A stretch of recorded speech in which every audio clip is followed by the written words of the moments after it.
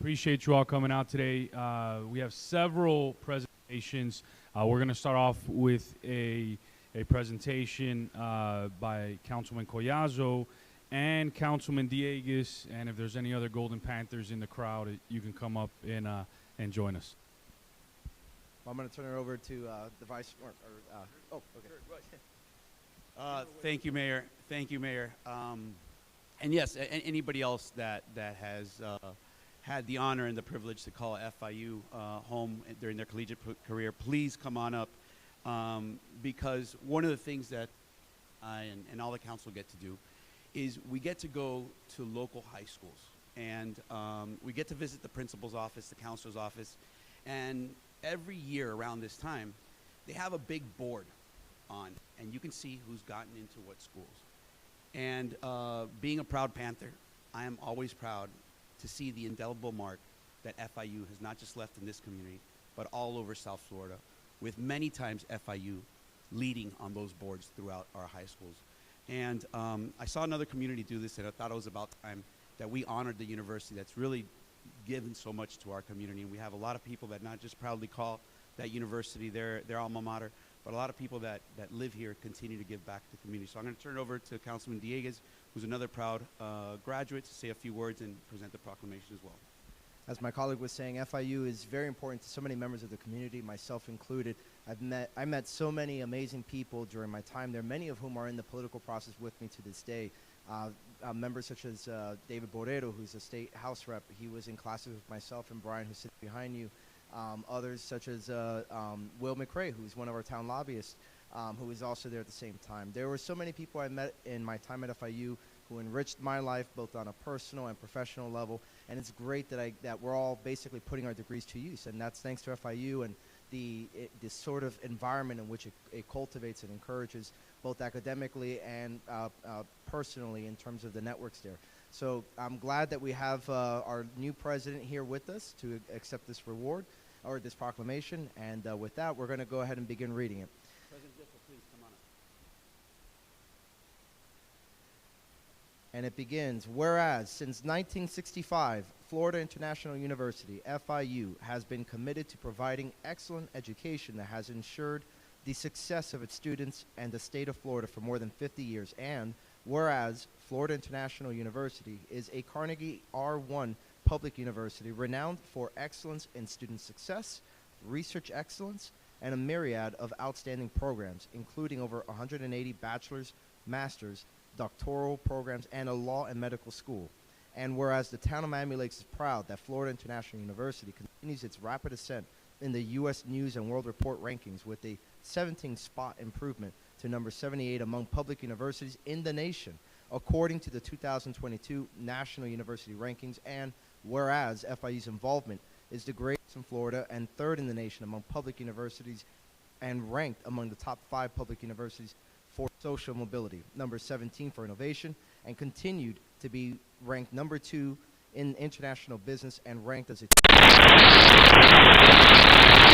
demonstrated that students have excelled in a positive atmosphere for learning and excellence, critical to ensure that each student reaches their full potential.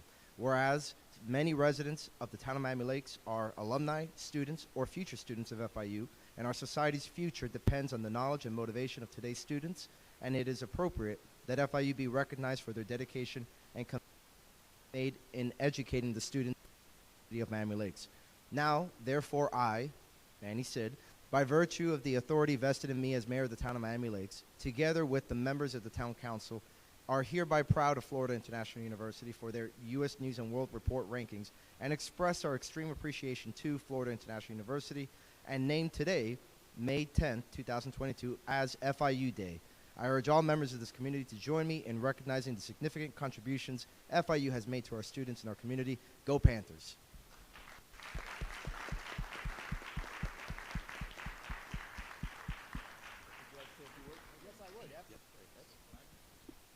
Yes.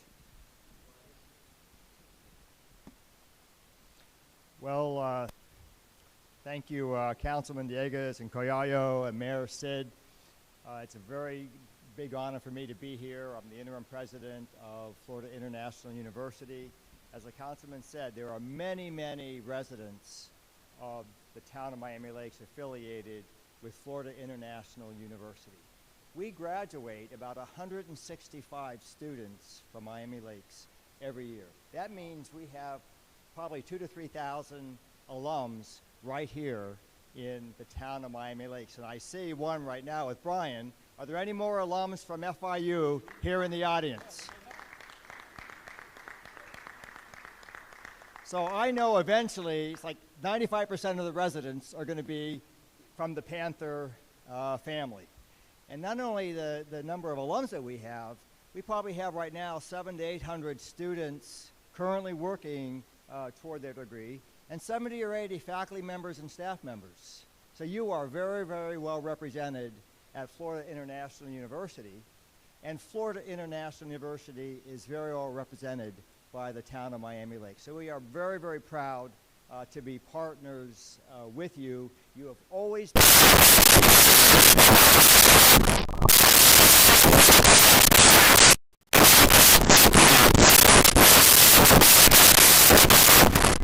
50 years old. And 50 years for a university is like being an infant in the life of a human. And so there's a lot more to come, and we know that we're going to be great partners with you as we see that happening in the future. So thank you very, very much for your proclamation and for your support.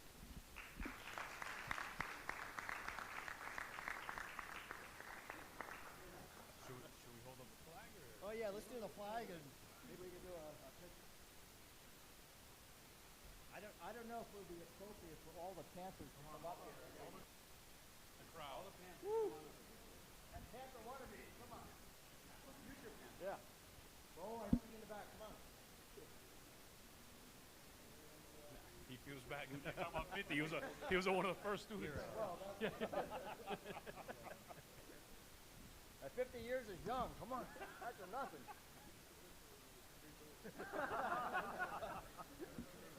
You're gonna speak after this, by the way. You're gonna share that. No, you're gonna say a few words.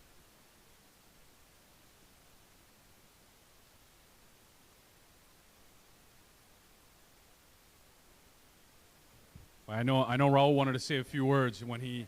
No. Well, it was very surprising to see that you were issuing this proclamation for FIU. I was telling the mayor that I went there when it was just 3 buildings back in the 80s, and you only took upperclassmen. You didn't have underclassmen over there. Great school, gave me the base that I needed to go on into law school in my career. So it was.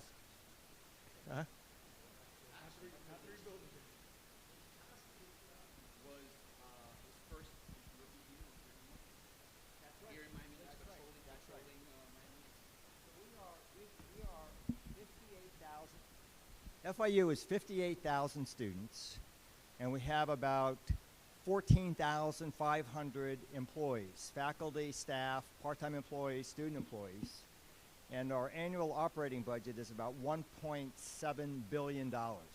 So we are very, very important to this community. And I say that because FIU is the community, and the community is FIU. Our students come from primarily Miami-Dade County, and our graduates stay in Miami-Dade County. They stay here and support our cities, our towns, and the county and other municipalities to improve the quality of life in our county. And so that's a very, very noble mission. I look forward to seeing all of you come back, come to a football game, come to another sporting event, come back to an art exhibit. We can't wait to see you. Thank you. We appreciate you. Thank you very much. Yeah, it's not often we get a university president here in Town Hall, so we really, really appreciate you. And 165 Miami Lakers a year graduate from FIU. That's amazing. So thank you for what you do.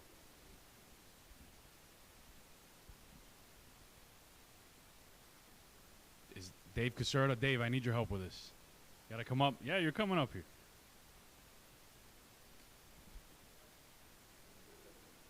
No, you don't? That's all right. Well, no, we got some volunteers. So we're going to be honoring tonight a special member of our community, but I asked Dave to come up to say some important words and help me read something special that we have. For I know somebody who's very special in your life. Well, first of all, thank you very much, Mayor, council members, for the opportunity here, because this gentleman who's going to be coming up has been a dear friend for 35, 40 years. I mean, and he's really been given the task when we got together to basically run the companies that I've had, from real estate to legal to mortgage work to government, and he's done an amazing job. I'm out of town probably half of the year, and it's one of those friendships where you can leave $10,000 on the desk, you'll come back and that $10,000 is still there, and maybe even doubled. And so you can't ask for a better friend than that. You can't ask for a better business partner than that. And so I am so honored, Mayor, that you took the opportunity to recognize. And also, you know, he experienced some issues this year that, you know, had gotten us all worried, health issues. And if you want to see a person be a role model to this community, you watch what he's gone through and how he came and bounced back within weeks from being on the table with a life scenario and back to where he is today. And so a person like that has my respect, and I know it has his kids' respect and his wife's respect and all of the friends and family that he's with. So thank you so much for giving him that up. No, thank you. And you know, if I can call up Joe Spiriti and the entire team, if you can come on up for a second, everybody, come join us. So one of the things that's always impressed me about Joe is when you walk into his office here in the town of Miami Lakes, you walk in and you immediately see young people there in his office learning, understanding. And I remember I asked Dave Caserta one time, I go, what's going on here? There's something special about this office. And he was like, no, that's the culture that Joe has built, you know, mentorship, helping out others, bringing people up, right? I think that's one of the most important things in life, is inspiring others and helping them move forward in the path in their career. So, I mean, your office is a very special place here in our community. So we wanted to present you with this. Whereas Joe Spiriti has been licensed to practice law in Florida since 1988. Joe continues to maintain his corporate offices in the town of Miami Lakes, where he has earned a reputation of providing the highest quality service to residents and other clients in the areas of general business, negotiation, debt collection, business infrastructure and transactions, real estate, entertainment, and litigation. Joe prides himself on the virtues of discipline, hard work, and simply doing what you're supposed to do. And whereas Joe has tirelessly committed himself to giving back to the community, whereas he has earned recognition as a respected university professor, educating on leadership, negotiating, and business law. Joe has been responsible for developing one of the most successful business internship programs in the county. He continues to mentor close to 30 interns a year from various universities and colleges, many of whom, as a result of his guidance, have gone on to become successful entrepreneurs and employees in the various careers of choice. And whereas Joe Spiriti had recently experienced what was treated for and recovered from an unexpected life-threatening health issue. However, through great strength and will, never once during that time did he negate his responsibility to his family, clients, colleagues, and friends, and thus validating his long-standing reputation as a problem solver and respected role model who believes in leading by example.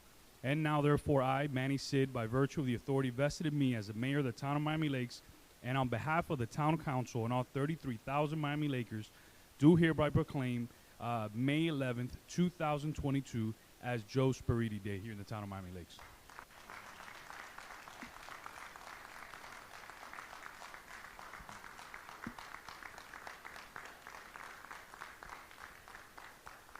I promised I wouldn't cry.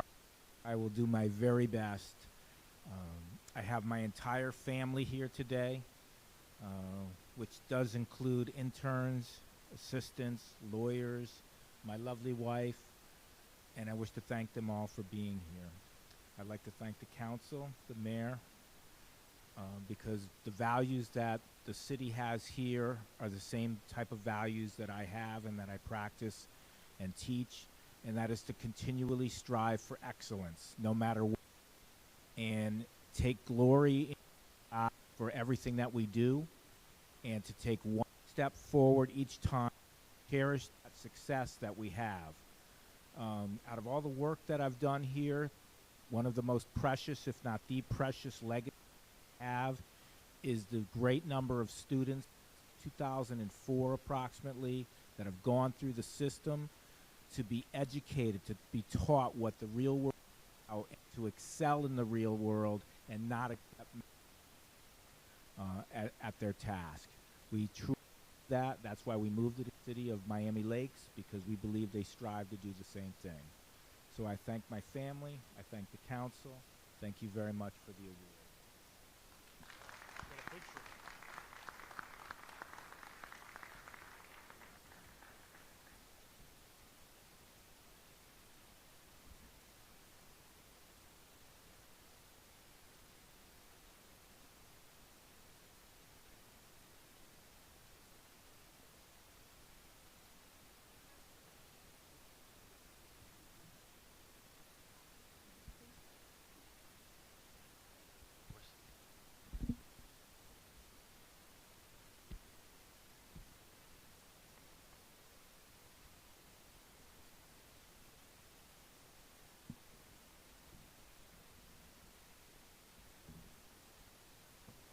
Lorenzo Cobiella, need your help with this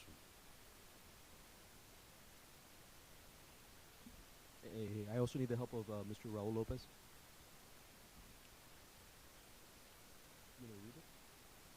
Okay, all right. So, every single year, the Miami Lakes Bar Association, together with the town council, recognizes May as May month, not May month, as Law Month. And yeah, right.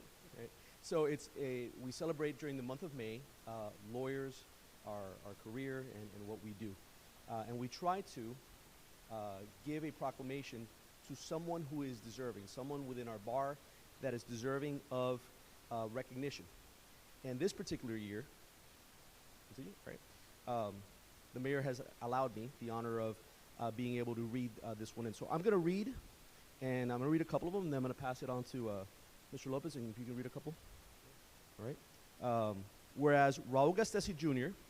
graduated in 1989 from the University of Miami, where he served as a member of the Inter-American Law Review and Miami Entertainment and Sports Law Journal, and with a Juris Doctorate degree earned it with distinction.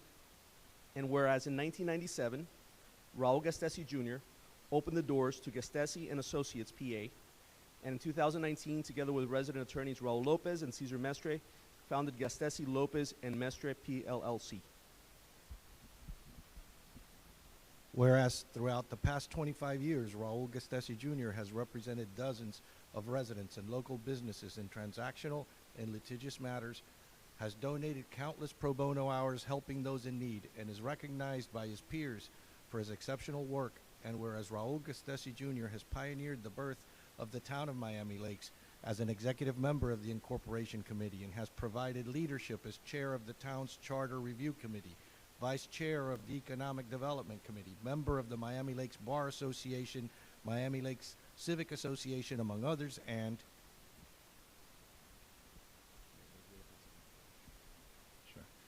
whereas in 2013, Raul Gastesi Jr. was named town attorney and has vigorously defended and advocated for the town of Miami Lakes and its residents.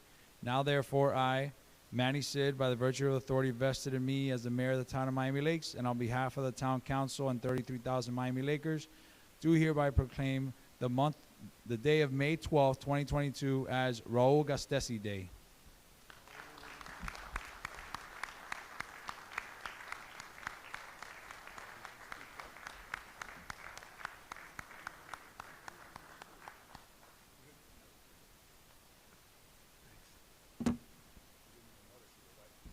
Back there. Really did.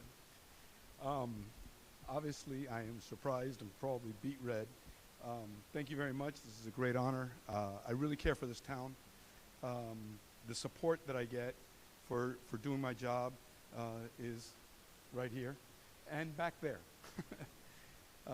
Thank you very much. I am rarely caught. I'm rarely caught speechless, but I am. Thank you guys very much. I appreciate it. I love what I do. This is my passion, and thank you very much. You guys, thank you.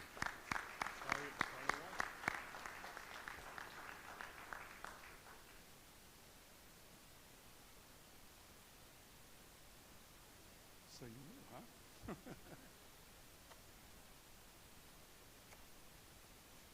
This is my wife, Esther. This is my wife, Esther. My daughter, Dr. Alexandra Gastesi. Hold on.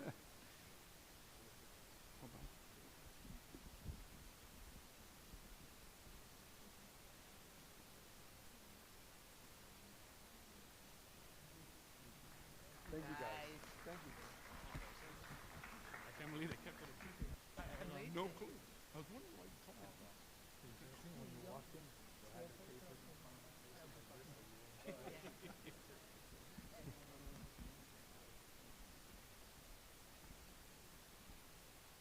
So we have a member, congrats, Raul. We have a member of our Miami Lakes family here who's been with us since 2011 that's going to be retiring. Is Carlos Acosta here? I know Carlos is his direct supervisor.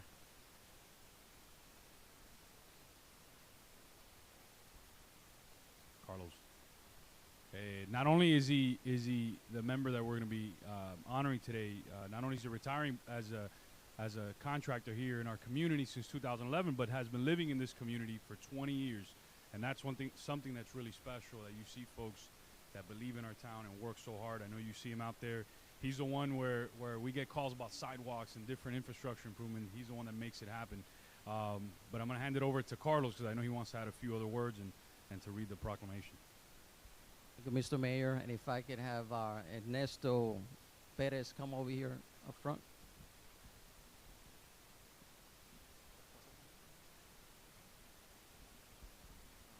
Thank you, Mr. Mayor, for this opportunity to really recognize Ernesto Perez.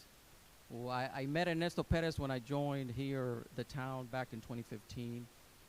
By then, Ernesto had been serving the town for a couple of years before that.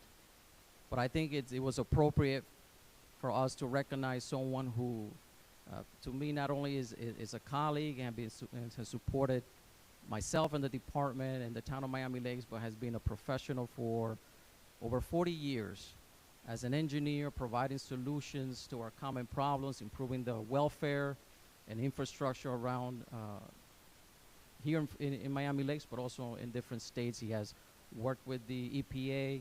He has worked with Miami-Dade County and finished up his career here, over 40 years of career with Miami Lakes. And I appreciate your support, the mentorship, the support you gave me when I came as a director, and to the rest of the staff that you work with throughout all these years. And I pretty appreciate that, and I give you much success and enjoy retirement. Thank you. So now the proclamation. Whereas Ernesto Perez has been a resident of the town of Miami Lakes for over 20 years. And whereas Ernesto Perez began working for the town of Miami Lakes in 2011 as an independent contractor providing engineering and inspection services in the Public Works Department. And whereas Ernesto Perez designed various capital improvement projects and spearheaded the multi-year sidewalk improvement and inspection program for the town of Miami Lakes. And whereas Ernesto Perez civil engineering career spans over 30 years at the federal, county, and local government, providing engineering solutions to improve infrastructure and quality of life. And whereas Ernesto Perez has made significant contributions to the town of Miami Lakes in improving the quality of life and well-being of our residents.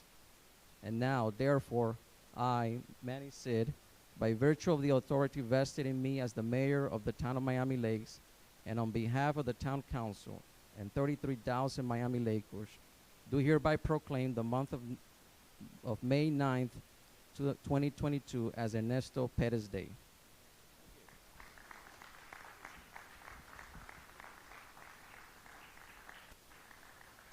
Thank you. I'm very honored for this award, and I just want to add that my son Eddie Perez was also the first student volunteer for the town of Miami Lakes. So many months ago, and then he went on to FIU, and obtained a master's in CPA accounting, and he's doing very well. Thank you. Okay, so we have a long history with Miami. Thank you very much. This is my wife, Lourdes.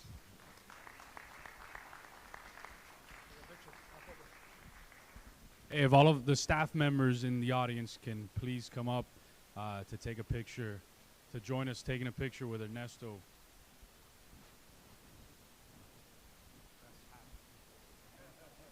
By the way, Ernesto, if you see him around, he has incredible hats. I am...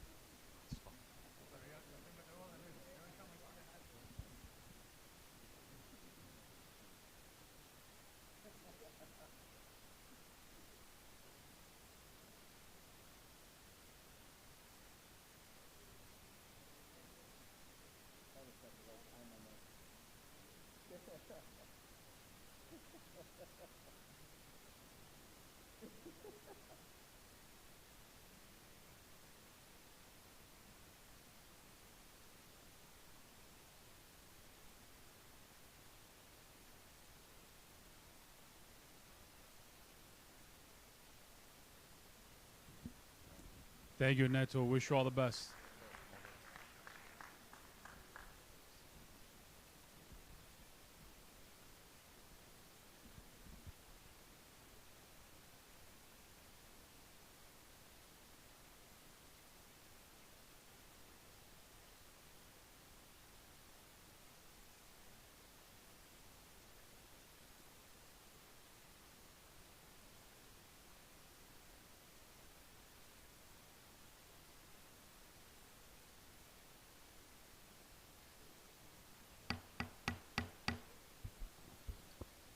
Let's call this meeting to order. I know the council is arriving to the dais.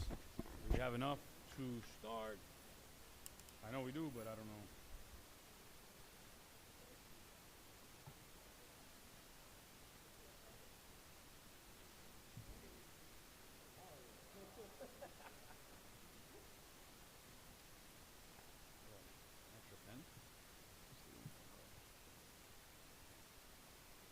Madam Clerk, please call the roll. Councilmember Dieguez. Here.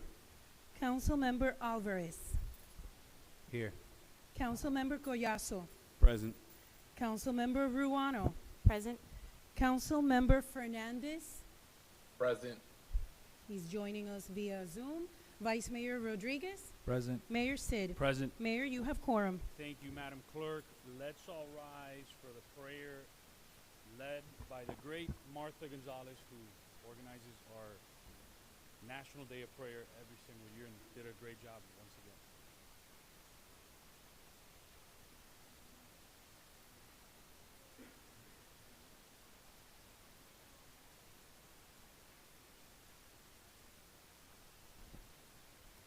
Dear Heavenly Father, we come together to honor and seek your wisdom in the many decisions that were presented before the Council and our Mayor today.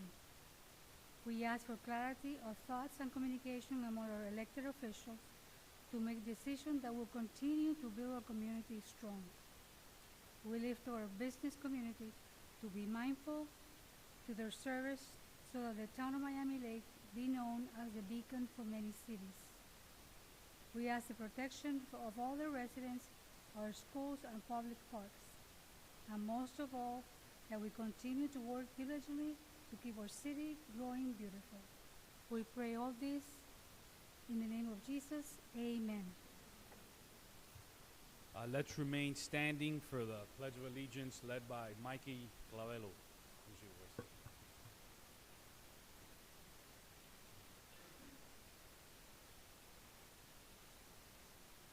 I pledge allegiance to the flag of the United States of America and to the republic for which it stands, one nation, under God, indivisible, with liberty and justice for all.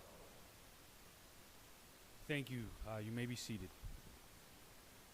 And we have Ariel Fernandez with the Better You Minute. Thank you, Mr. Mayor. Good evening, council members, residents, and staff of the town that's growing beautifully, Miami Lakes. Pay it forward. We've all heard the phrase, but have we actually done it? It is a simple gesture to show gratitude and pass goodness on to another. So what do we need to do? It's simple. Someone holds a door for you, do it for the next person. You're driving and someone lets you cut in front of them, thank them, and let someone else do the same when you have a chance. It is in small gestures like these that we can make a large difference for others and make our community a much better place to live. Let's make it a point to pay it forward. Thank you, Ariel. We always appreciate you setting the tone. We're on to the order of business, deferrals, additions, deletions, council. I have 2 items that I want to move up based on residents that spoke to me beforehand. One of them is not mine, so if the sponsor is okay with it or not, I want to see if I can move up after public comments, item 14D and 14B. If the sponsor of 14B is okay with it. I know I had 2 people, one specifically that came and talked to me about it before the meeting. That's yours. That's committee sponsorships. Oh, okay, so it was 14B and which one? 14D, 2 after public comments. Yeah, Okay. that's, I don't have any objection. and I'm going to pull item 10E from consent. Any other deferrals, additions, deletions? Mayor, if we can take my item 14A when you take D, That's fine. We'll combine 14A and 14D. we could vote on them as 2 separate items. I'm not sure if you have a motion for yours, but they'll just be discussed at the same time. That's fine. We'll do it after public comments. I know that there was several residents interested in these topics. We're moving up. We're combining 14D and 14A, and we're moving that up after public comments, and we're moving up 14B as well. And I'm pulling item 10E from consent. Any other deferrals, additions, deletions? I know there's one council member virtual. I don't know if he has any, but if there's none, are there any motions on the table? I'll move to adopt the order of business as amended. Second. All those in favor? Aye. Any opposed? Seeing none, the motion passes. Madam Clerk, public comments. Good evening. Public comments. All comments or questions from this attending public shall be directed to the mayor in a courteous tone, and to ensure the orderly conduct and efficiency of the meeting, public comments shall be limited to 3 minutes maximum per person. Good evening. If you have a public comment, please just approach the podium, state your name and address for the record, and we will start timing you after you state your name. Thank you. Hi, good evening, council members, Manny, Sid. Bonnie Cintrone, Lewis Road. I'm here because of the article I read in the Miami Laker about the plans to improve the Optimist Park. It says that the, quote, residents, unquote, will be voting on whether or not to approve the $23 to $25 million bond that would be required in order to accomplish the elaborate upgrading that you have been pushing. I said it before, and I'm saying it again, the residents are not qualified or authorized electors as stipulated in our state constitution. Only the property owners may vote on a long-term bond issue like the one you're promoting. There are correct ways that vote could be handled, and care must also be taken on how the question about the bond is stated. It might be fairly easy to get favorable responses for some improvements to the park, but the plans that I have seen are far too complex, expensive, and totally unnecessary. For example, the article in the Laker mentions 5 baseball fields, but if I remember the drawings correctly, they turned the baseball fields that are now there so that the new ones would face the sidewalks and the streets bordering the park.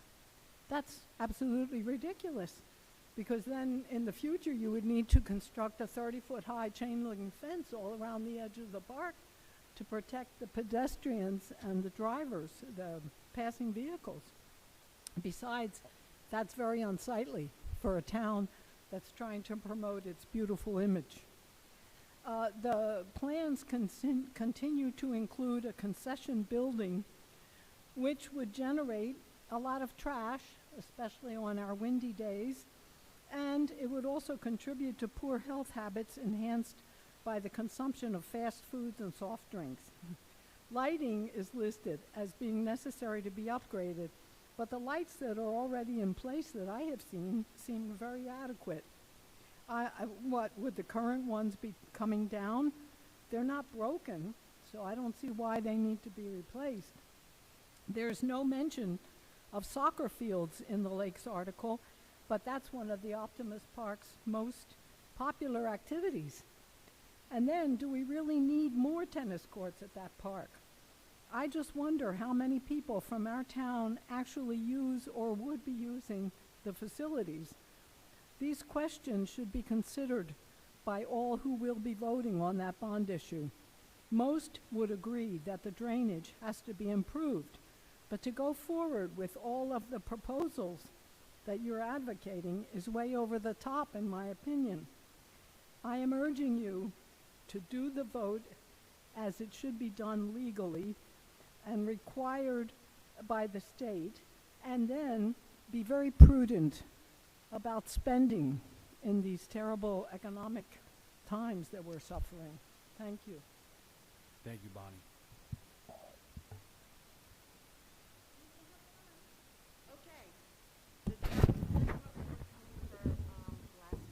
okay, Town of Pensacola. I have back in the day. That's how our blasting and everything happened. Okay, I'm gonna jump on Bonnie's what she said. There, we need to be. Excuse me. I think. Can you state your name and address for the record? Thank you. I don't think the microphone's working. Oh, no, I put the board. The Town of Pensacola. You don't know what's in there. There's so much stuff. I have it all. I have all this history. But anyways, on what Bonnie said, I think we need to look at some history of how it was originally designed for the park. Because I know this gentleman that did all that. It was not that we were this and that and everything. He had a plan that it was live, work, play. And we were all here in Miami Lakes, okay? We didn't go outside, we didn't do anything else. We lived here, we worked here, and we played here, okay? And that was part of making that first agreement with Dade County and the schools. I know that. My mommy was my father-in-law's secretary, okay? So can we table something and look at a little bit more research to see how all this was done, okay? We're not gonna lose some property things that were in a fire or this or that, okay? We have to do it. And when you wanna start doing the blasting thing, I've got all the information. Thank you. Got it. Thank you, Joni. I think you have Tony Lopez there that he might, take some of that information and he could hand it over to the clerk to share with us. So Tony's right there. Would you allow comments on first reading of an ordinance, Mr. Mayor? An ordinance in first reading? Yes. Yes. You will allow us to speak then? Yes. Okay, so I'll use my time now to tell you that that little sign in the hallway that says wait for the receptionist to take you to the bathrooms and the water fountain. You should remove that thing because it doesn't apply when there's no receptionist at the desk. And the poster where all the meetings are posted for the residents, it's on the other side of the sign, meaning that we, the people, cannot go read that unless we are escorted by a receptionist. So you either get rid of the receptionist or you get rid of the sign. I suggest you get rid of the sign. Thank you. Thank you, Meet.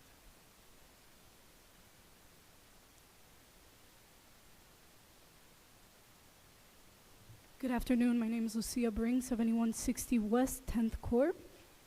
Good afternoon, Mr. Mayor, council members. My name is Lucia Bring. I am an 8th grader at Miami Lakes Middle School. Today, I am joined by our team's assistant coach, Mauricia Costa, and by a few of Mrs. De Yarza's legal team students. I am coming up to you to congratulate the town and the staff for moving forward with the public-private partnership ordinance. As you well know, we came here a few months ago and we spoke about it, and we spoke about the opportunity that this brought to the community. So we are here to express our support on item 12A. We look forward to seeing great discussion and the passage of this ordinance. And I truly thank you. This will be something that the town will thank you for in the decades to come. Have a good night. Thank you.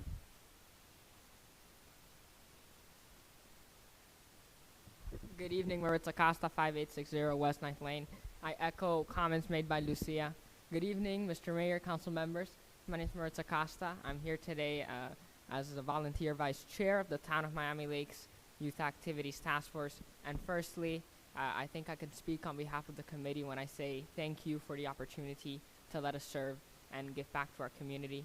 I'd like to publicly thank our chairman, Brian Rodriguez, for the great work that he does on the committee as well. I'm here today to bring up an issue that we've seen in our committee meetings, and I'm not sure if fellow in different committees have the same problem, but we have repeatedly, many times, failed to meet quorum and therefore unable to conduct business.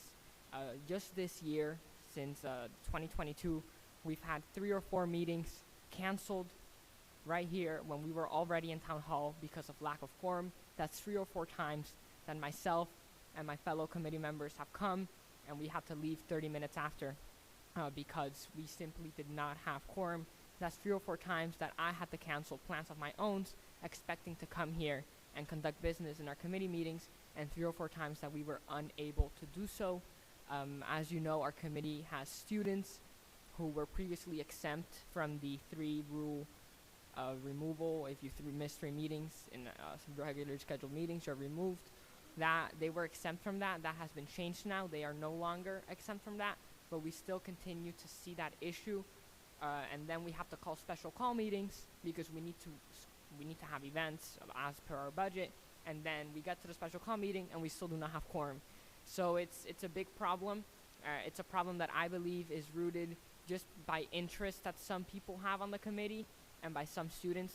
So I definitely urge every council member to strongly take a look at their appointees and see if they are going to meetings, because we have 14 people, 13 I believe one resigned, so that means we need 7 people for quorum. We usually get 6, so that means you have 8 people who are not going to meetings. So I respectfully ask that everyone takes a look at who they appointed and see if they are attending meetings, and if not, then that would obviously be a decision that falls on you as the elected official to see what you would do in that scenario. But it's definitely something that has made it very difficult for us to host our events. And when we get to our events, we need to have 70, 50 high school volunteers because we do not have our committee members there to manage it. So we need increased manpower because we just simply do not have our committee members attending events.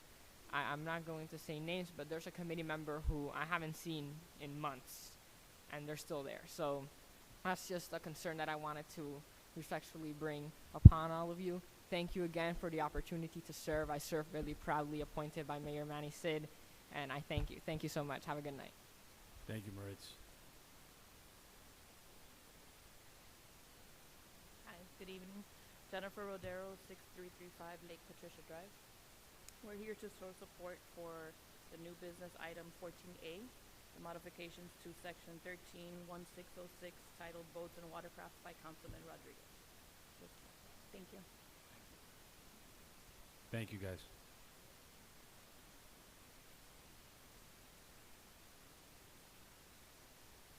Good evening, Brian Rodriguez, 8753 Northwest 162 Terrace, Miami Lakes, Florida, 33018.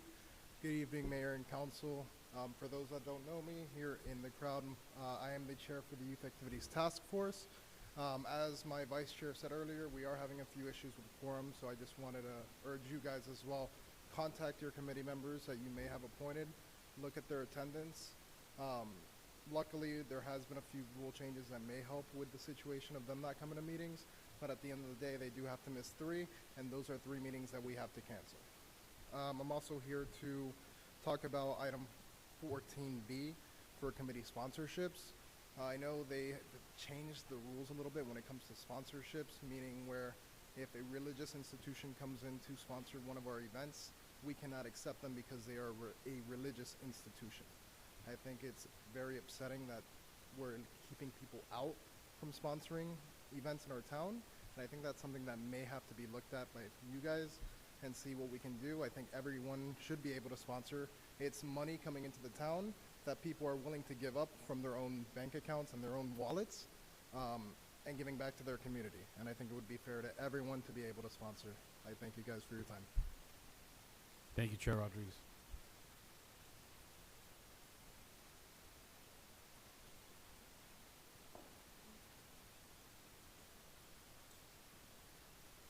Ray Garcia, 6796 Main Street. Good evening, everyone. Just want to talk a little bit about item 11A. But before we do, I want to talk a little bit about the history of the town, the reason why the town fought so hard to incorporate in December of 2000 was to be able to control our own destiny, make major decisions as a town. One of the main reasons why we incorporated was the lack, really, of infrastructure in Optimus Park. We had a lot of volunteers step up to keep that park going. So one of the main reasons of incorporation was to fix the park. It's been 21 years, 22 years, and we have an opportunity now to do so. This is a major decision, one of the biggest decisions we've made as a town. Being that it's such a major decision, I think it's the right thing to do to allow the residents to decide and make this choice. Making this choice is very important for the residents. They need to decide whether they're going to make this investment. As a former park director, I have lived and seen the benefits of investing in infrastructure. And I think that is an incredibly important thing. Great towns have great parks. A bond issue will allow a small town like us to be able to punch a little bit above our weight. If we don't use the bond issue, and we don't use these ways of financing our parks and our infrastructure, we're not able to do so. Many cities, many towns across this county, Florida, and the country do this to invest in their town. And they see 2 to 3-fold benefits in infrastructure. When they fix their infrastructure, businesses in the area, they improve. And people want to live in the town. So the most democratic thing we can do is allow the residents to make this choice. So I'm asking for your support, for you to vote for allowing this bond issue, for the residents to vote on this bond issue, and to secure the future of the town of Miami Lakes. Thank you very much. Thank you, Ray. Madam Clerk, I know there's people online as well, because I see J.C. Fernandez up there. I don't know if there's anybody else besides that, but... Hi, good evening. Stephen Erzberg, 16745 Northwest 84th Court. I echo what Ray says regarding the bond issue. I'm sure you all will get lots of emails, calls about whether it's a good idea or a bad idea. Ultimately, the residents will decide. My primary issue, though, is with the language of the ordinance. I don't believe that the ballot language educates the voter enough. It says that the town will issue, will you approve the town issuing a $25 million bond? Unfortunately, to a lot of these people, this might be when they walk into the voter booth or get their ballot in November or October, that might be the first time they hear about this. And I think it's important for the town to educate the voter on what that will cost in taxes. I don't know how it should be done properly, based off assessed value, based off of $25 million value and the prediction of the cost of the time. Understand the bond rates can fluctuate and costs can fluctuate. But it's important that the town educates the voter on that, how much this will cost, how long they'll be paying for it, and what's the real financial impact to their own pocket. And this language is very simple. Will the town take a bond for $25 million and improve our parks? Some people will say $25 million, that can't be that much money to me. It's a town of a lot of people, a lot of taxpayers. But in reality, for some people, it can be a lot of money. So while, of course, it's the right thing and the required thing to let the residents choose, and the residents choose, that's democracy at its finest, right?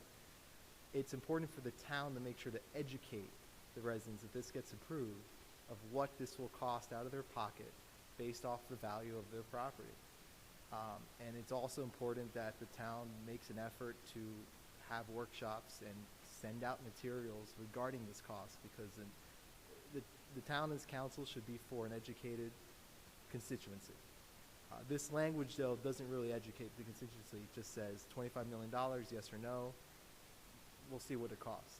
So I would urge, whether or not I'm for it is not really the issue. I would just urge that the town look at the proposed language for the referendum and make sure that it truly does educate the voters on what this will cost them and what they're voting on. Thank you. Thank you, Steve.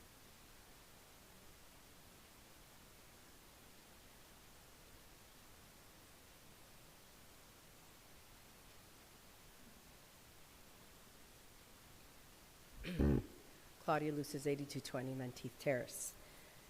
The bond.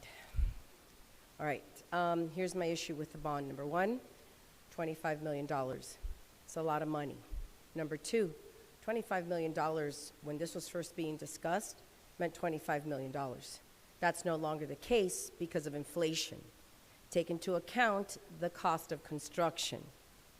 Take into account the maintenance of this particular facility. And then take into account the bridges. I've said it here and I will say it again, and I have no qualms saying it. I do not believe in communism. I do believe in us being able to afford what we can afford. It's not my job or duty to provide for anyone else. In doing so, especially when the bridge is open, our streets are going to get flooded with traffic, and of course we're going to come to the state-of-the-art, park over in Miami Lakes. You guys building more roads? Last I checked, we can't even take care of the ones that we have. Yet this is what we're doing. We're contemplating a $25 million project during a time when we're going to go into a recession? Is that really the most financially sound decision that this council can make at this point in time? Just kind of contemplating that thought. In addition to that, when I look at the park, and I know that I've talked about this several times, we're looking at almost what seems to be like a theme park. I've spoken in favor of the dugouts, yes, the splash guards, the little fountains and everything else. I'm waiting for the gondola to be built that's going to take us from the west side over to the east side. Maybe we could look at that one too. But the fact of the matter is we have plenty of things that need to be taken care of in this town that have been neglected. And again, I don't understand why it is that we need to rush into this decision. 82nd Avenue right now, while there have been very good attempts at trying to fill the potholes in 82nd Avenue, guess what? They're back. Because at the end, it's just patchwork. So once again, it's falling apart. So I think that we've lost sight of the things that we have to take care of and maintain. We're dreaming really, really big at the wrong time. Give the kids the dugouts, protect them, absolutely. But $25 million is a big ask for these the taxpayers, not to mention all the other bonds that exist, including the bond for this building that has yet to be paid. So it's not just one bond that we're talking about. We're talking about multiple bonds. I understand parks are great. They add to a community. We have 100 and how many at this point? I've lost count. But again, we have to focus on the taxpayer. When you're on an airplane, they tell you that you're going to lose cabin pressure. The first thing they tell you to do is to put your mask on first before you put it on anybody else. It's time we put our mask on first before we help anyone else. Thank you. Thank you, Claudia.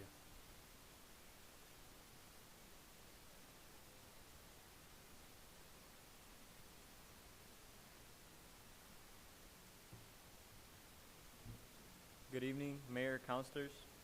First of all, I would like to thank you for adding this item to the agenda.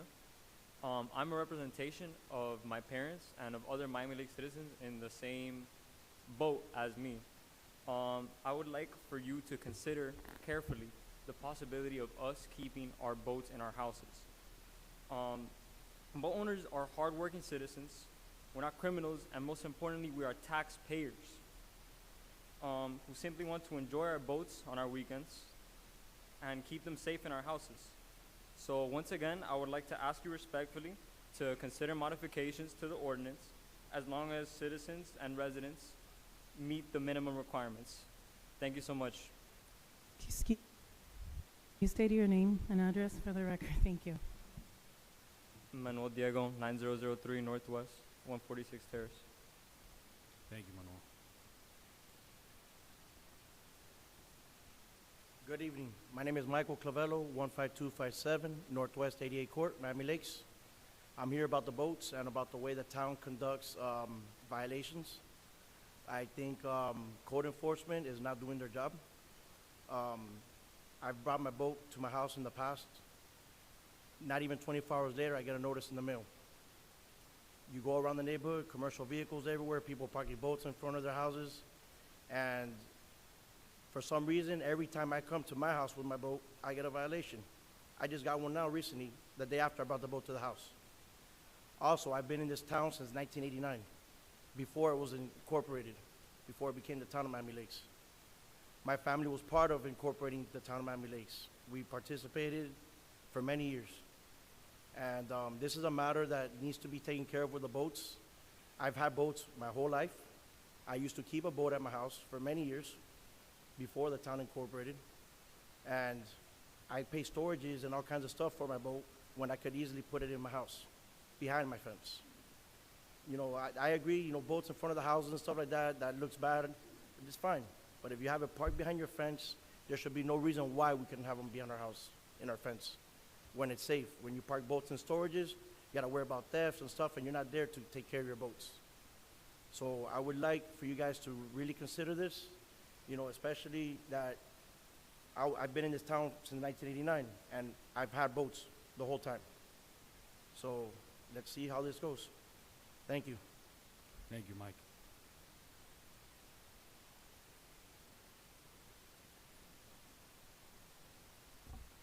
JC, you're still online. You want to jump in there because I know you've been waiting? Yes, I'm here. Yes. Go ahead. Good evening, council and mayor. Thanks for allowing me to speak. I've spoken to each of you. Oh, JC Fernandez, 7963 Northwest 163rd Terrace. I've spoken to each of you individually regarding the parks. I never said it on the record, but I support the park. Any improvement that we can make to the Optimist Park, I'm in full support of it, especially the beautiful plans that I've seen. The reason why I wanted to speak tonight is regarding 14A and 14D, the boat issue.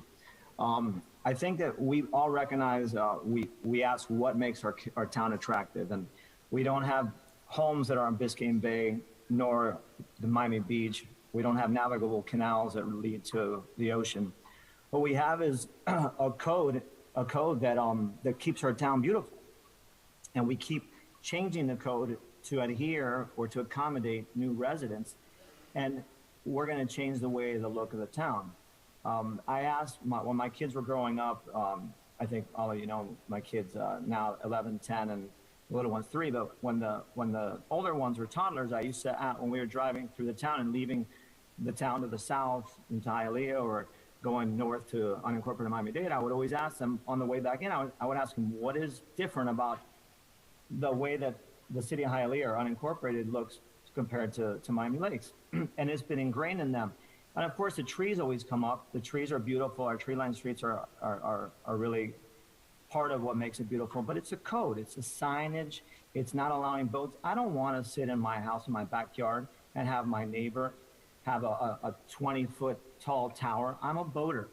I love boating, but I adamantly disagree. We should not have boats in our town.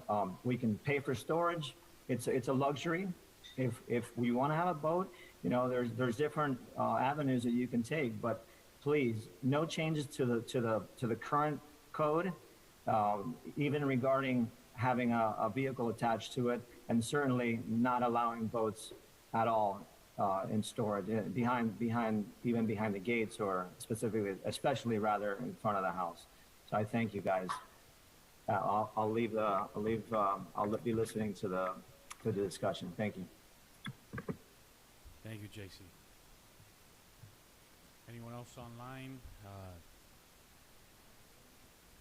Mayor, I don't see anyone else online, but if you are via Zoom and you want to participate in public comments, please unmute yourself and state your name and address for the record now.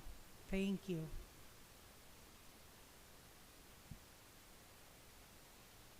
Bro, I think you got somebody online looking for you, so probably one of our attorneys, no? Bro, somebody online.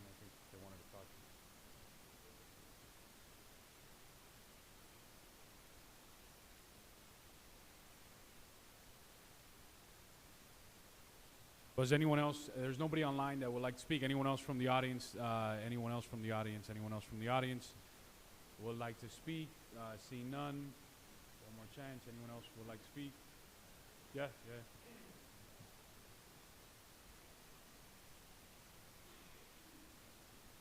Good evening, Mayor and council members.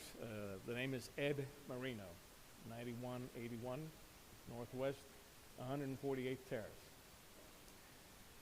Seems like, well, I've been a part of Miami Lakes since before infamous Andrew, 2 years before. So that makes it 32 years, I think.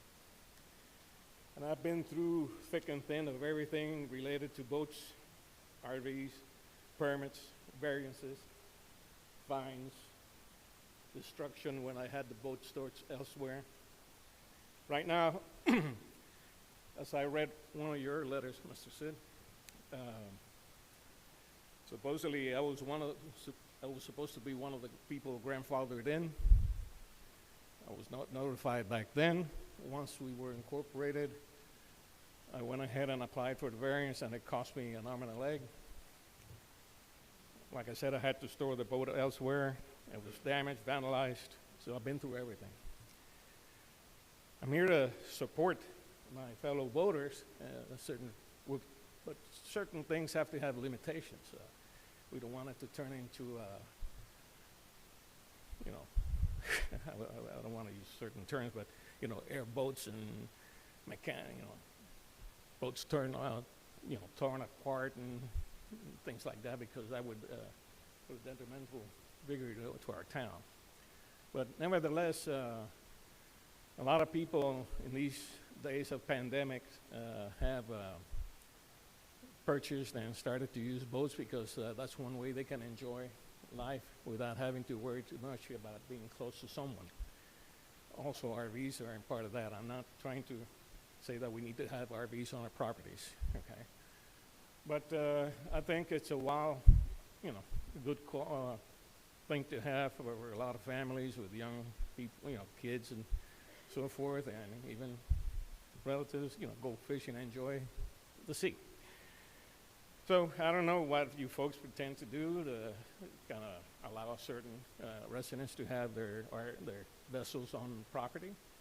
At the same token, I'll bring this up another time, but that's basically what I wanted to indicate at this time, that I don't see any of the families, it's just law-abiding citizens for the most part, I think. And they just want to have a little bit of enjoyment out of life. Okay. Thank you. Any other member from the public that hasn't spoken that wishes to speak? Any other member from the public that hasn't spoken that's wishing to speak? Seeing none. Oh.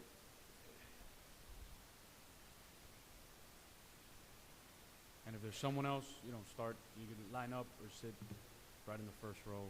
So we can take. Okay, good evening. Manuel Diego, 9003 Northwest and 146 Terrace. I am here in order to support the notification of the ordinance about the boats and the watercraft park in Miami Lakes. I wanted to say that I've been living in this city for more than 20 years. And I love this city. I love Miami Lakes. But unfortunately, the times have changed. People that used to have boats back in the years, most of them, they have HOAs with fees, and obviously we couldn't have the boat by that time. But like that other guy said, the time has changed, and we've been like in the pandemic, people are working too hard, taxes are too high, and I think that the people of Miami Lakes deserve, at least if they meet certain criteria, to have their vessels in their houses, especially when the city have been promising the residents to build a parking for boats, and that had never happened. So if there is any way, I just want to talk that much, to support that ordinance and make some kind of modification so that people can have the boats, and, as long as they meet certain criteria. I am in support of this law, and I really hope that the city of Miami Lakes help us in this matter. Thank you. All right, thank you very much, Manuel. Seeing no other public comments at this time, if there's nobody else that hasn't spoken, seeing no other public comments at this time, public comments is closed. We're on to the items that we moved up. I'll start off with my item, and then I'll go to the vice mayor. That's item 14B. Got it. And I need to I'll make a motion to waive section 7.2 of the rules of special order. I'll move it. All those in favor? Aye. Aye. Any opposed? Seeing none, the motion passes. So I wanted to bring up this item because when I first got elected in 2012, it was one of the first issues that I dealt with.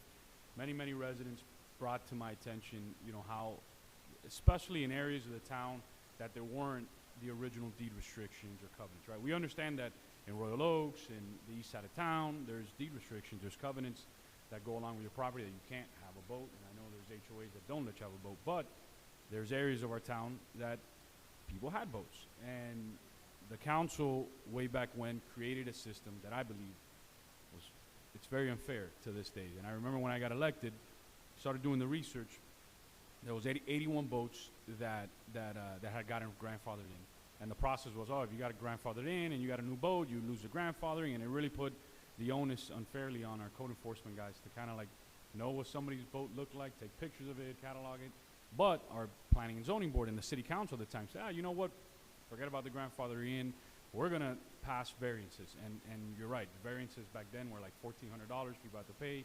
19 boats got approved through variances, right, a hardship, and that's what they had to prove to have the boat on the property. So 100 boats got approved in our community between the grandfathering process and between the process of coming before the council and requesting a hardship.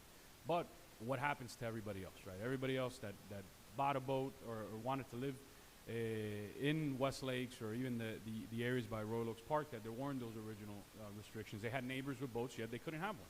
I mean, the town government created two classes of citizens, right? I mean, that was inherently unfair. If your neighbor had one, you couldn't have one just because you moved in a year later or you had a grandfather in at a different time, and it created a really bad process that still exists to this day. All you got to do is drive. Mikey's right. He's one of the original families in West Lakes. You drive there are boats everywhere. So I started doing some research back then, and I said, you know what, maybe the common ground is we can do a boat storage. Some good things came out of that, right? The 59th Avenue starting up. I remember our Edward had led the charge against the parking space over there by the FPL site, and that's how we're still pending that boat storage. Who knows if it's ever going to happen? It looks like it probably won't, but there needs to be, I believe, some common ground here. Like, so I was looking at what Coral Gables did. Coral Gables has a section of their code that says boats and boat trailers may be placed, kept, or maintained, or permitted to be placed, kept, or maintained in any interior side or rear yard only. Parking surfaces for the placement of boats and boat trailers may be improved or unimproved. That's what the Gables did, right? So the argument, I used to believe, I would always hear the argument, if we allow boats in West Lakes or by Royal Oaks Park, it's going to impact property values. I at first believed that argument. I was like, hey, you know what, maybe it makes sense. The reality is, I've seen homes selling right next to homes with boats in West Lakes that are selling for a lot of money, and people are buying them like hotcakes. So that argument went through the side. The two different classes of citizens still exist today, unfortunately, in those areas. And that's a fact. You can ask our code enforcement officers, you could ask anybody, people are getting treated different, and it is inherently unfair.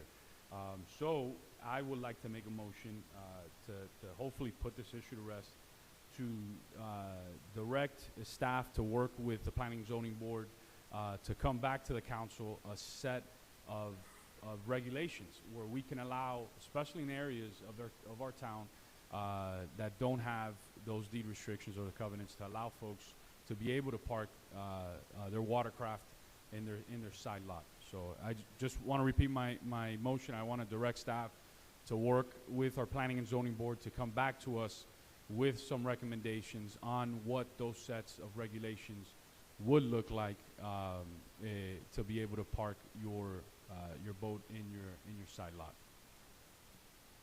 I'll second that item for discussion. Discussion, Vice Mayor. Mayor, I understand what you're saying. As long as, the town staff comes up, I think there's a happy medium here. I don't want to see boats parked in the front of houses. I also don't want to see massive boats with their T-tops poking out of the back. But if we can reach a happy medium to allow certain residents with certain size boats that can be stored in their rear yards or side yards outside of plain view, then maybe we can finally accommodate some change. But again, I wouldn't be voting for a change right now. I'd be voting for town staff to look into some things that we can potentially do to accommodate the boating residents. Councilman Dieguez. Thank you, Mr. Mayor, and I'm going to echo the Vice Mayor's sentiments. As someone whose family has also lived here since 1989, I was trained, in essence, to always view Miami-Lakes as being different from many of the other municipalities that we have in Miami-Dade County. And one of those things was that we have certain rules of things you can and cannot do. When we all bought into the community or chose to live here, we did so knowing that things were going to be a little bit different here than had you moved somewhere else. With that said, I think that the Vice Mayor is hinting at something that I've seen in terms of that I know some people who have kept boats very low profile, behind the fence, not visible from the street, not on the street. I'm fine with some kind of proposal that mirrors that. I don't want to see it in the front either. Again, people knew what they were doing, when they moved in here. I myself, actually, fun fact, in 2005 was one of the people passing out the boat variances for then Councilmember Michael Pizzi. That was my first job as an intern for him. So I'm very familiar with this issue. I was always and have and continue to be supportive of finding a boatyard solution somewhere in the town at some point in the future. But in the meantime, I would like to see something from staff that mirrors what the Vice Mayor just said, and that would be something I would entertain. Thank you, Councilman Dieguez. Councilman Ruano. Thank you, Mr. Mayor, and thank you for bringing this item. No, he was just pointing out he's the only boat owner on the council, so he's saying he is the one that wants to speak. Well, as a non-boat owner on the council, pre-pandemic, we started, I'm sure that most of us received the same emails. There was a group of residents that was sending us emails regarding this topic, and I had a meeting with then building official Michael Mesa and Susana Alonso from our planning department, and I discussed some of the things that were being requested of us and some of the realities or the, I guess, the pitfalls that we could fall into. After that meeting with them, my intention was to move along to talk to HOAs and see if there was more of an appetite to look at something like this. The area that we would be looking at is very small. There's most of Miami Lakes, this is not possible to do, where there are deed restrictions, where there are HOAs. The HOAs that I've spoken to since have no appetite for anything like this. So we would still technically have two classes of citizens, because there would be an area of Miami Lakes where you can do it and an area where you cannot. I forget which public speaker spoke about code enforcement. I believe it was, I could not agree with you more. Code enforcement is not equal across the board. Code enforcement, more often than not, they go based on phone calls or complaints that they received, and they will drive right by a property that has the same problem and not address it at all. So wholeheartedly, I agree with you. I drive through Royal Oaks and see boat after boat after boat. You can see them in the backyards. There are people that have built ginormous fences to obstruct the view of the boats. So there are boats everywhere in Miami Lakes. And often we receive complaints about these boats, right? Because the neighbor moved into Miami Lakes because they didn't want to have boats in their neighbor's yard. So there's two sides to this coin. There's the boat owner that wants to keep the boat in their property, but there's also the neighbor next door who purchased in an area where they knew that there was restrictions because they don't want to see a boat in the yard next door. So for as much research as I've done on this topic, and I know that it's a very divided, issue, right? Because there's boat owners and then there's people that are not boat owners.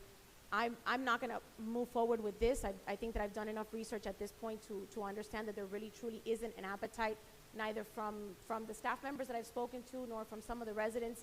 And I don't want to fall into the pitfalls of having more residents not abide by the rules. We have many, many, many residents that don't abide by the code as it is written today. And so I think that I echo J.C. Fernandez's comments on continuing to change the code to accommodate things, and then that new code will be violated as well. So as much as I would agree with having a boat that's behind your fence that you cannot see, what happens when you can see it? What happens when that's not followed? Then it's more for code enforcement to tackle. Code enforcement won't tackle it, then the neighbor next door will now have an issue because they bought the property knowing that there were no boats allowed. So why did that change at this point? So I just feel like we're going to create more havoc than we're going to fix. So unfortunately, I can't support the measure at this time. Councilman Collazo, then Fernandez, Alvarez, if you guys want to chime in, and I know there's some follow-up from the Vice Mayor. Thank you, Mayor. You know, I see the fellow boat owners in the crowd, especially the guy with the Columbia shirt. I can relate. You know, that's my daily right there. I love fishing. I love boating. I would love to be able to keep my boat in my house. But I want to live in Miami Lakes. And I choose to live in Miami Lakes because of certain standards.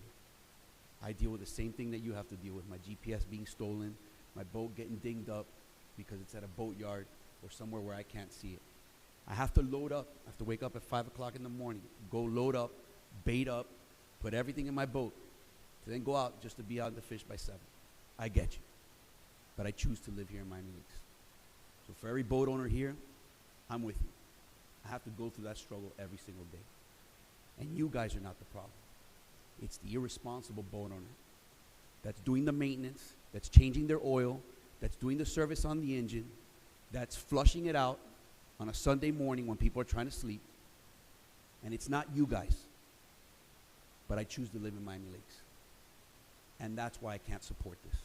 Because trust me, our biggest failure has been failing to deliver on that boat yard. And maybe that's what we should be concentrating on. Maybe giving an alternative, maybe encouraging the private sector to come in, maybe with that special overlay district. But as a fellow boat owner, I choose to live here. And it's because of that standard. And it's not because of you. It's because of the irresponsible ones that do exactly what I just described they're doing. And sometimes cleaning fish out in the parking lot, right? And then we have to deal with that smell tomorrow. So, you know, I'm in favor of what you're proposing. Some type of middle ground. But I also know when you give an inch, somebody takes a foot. And that is what I'm concerned about. Not the responsible people here, but the people who are going to screw this up for everybody that's trying to do the right thing. Because I guarantee you, you and you guys that are here speaking your words are responsible. But there's going to be somebody there that's going to screw it up for everybody. And the reason why is because I choose to live here. So I appreciate it, Mayor, and I think, you know what I appreciate? I appreciate you responding because it's a difficult issue. It's a difficult task. I hope that there's some happy medium, but I just can't support this in this form right now. Thank you, Councilman Collazo. Councilman Fernandez, at home. Yes, Mayor, and so, you know, my thoughts, I will tell you, you know, as somebody that, you know, Councilwoman Arano and I were the last ones to campaign, and I think the angriest doors that I knocked on were the boat owners that were frustrated that they couldn't keep their boats out, you know, in their backyards. And so I'm definitely open to seeing options on this. I'm not, you know, I don't know until I know what those options look like. You know, I don't know what my process will be after that. But I'm definitely supportive of seeing some options to see how we can tweak the code to make it fair while also balancing the character of our neighborhood.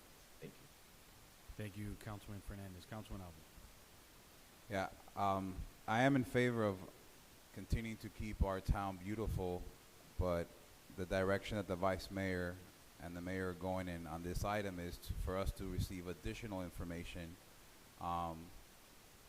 from town staff working with planning and zoning, where then we can make a decision as to whether we will allow this. And I'm interested to see if there is a happy medium. Maybe there isn't, but maybe there is, and that's why town staff is here, and that's why they're paid to do this work and work with planning and zoning and bring this forth to the council and to the mayor, so then we can make a collective decision as a body whether this is something that we want to move forward with or not. Thank you. I know in closing, the vice mayor. Yeah, it's going to be quick. I just wanted to address the HOA issue. So, if we were to pass something, the HOAs are all boards that can have their rules changed. They have elections every year, right? If there are enough residents within a specific area that want to see a change, make a change on your board. Get involved in your association and make the change that you want to see as part of your community. So, it's not, my point is, it's not for naught, right? Whatever change we make may set precedent for HOAs to follow suit. It may not, it won't change it initially, but it may set the precedent for them to follow suit with whatever accommodation or middle ground we end up reaching. So that was the only point I wanted to make.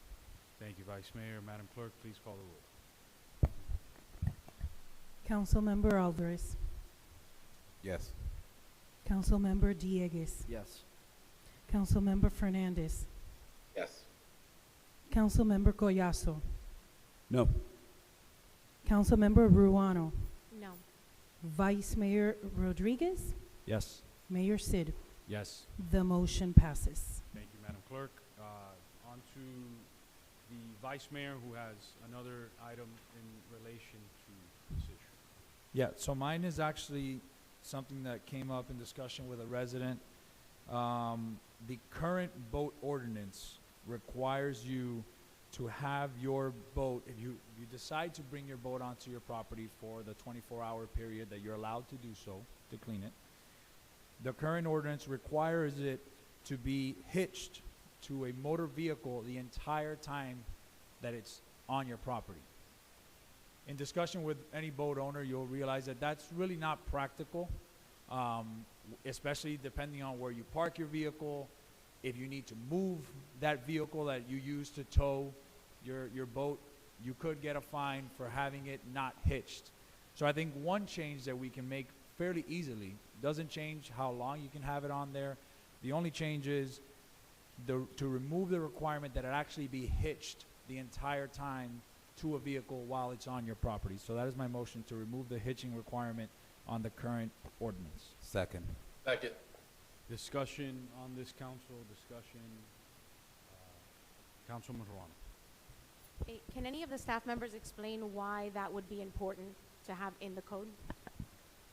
Well, it's actually a very practical thing. There's very few driveways in the town that are long enough where a boat that is in the driveway, that is hitched to a vehicle, will not either be the nose sticking out onto the street or be blocking the sidewalk. No, I understand that part, but can you explain to me why it was there to begin with? Oh, I don't know. I mean, it made sense to me. I'm old, but I ain't that old. You weren't around when the original code was written. It made sense to me. If I could address that, Lorenzo Cobilla, Deputy Town Attorney, Councilwoman. The code as we have it today and a lot of these provisions are just things that we adopted from Miami-Dade County. So a lot of it wasn't given second thought. It was just adopted and incorporated into the code. So as we progress as a town, we've changed things that just don't make sense.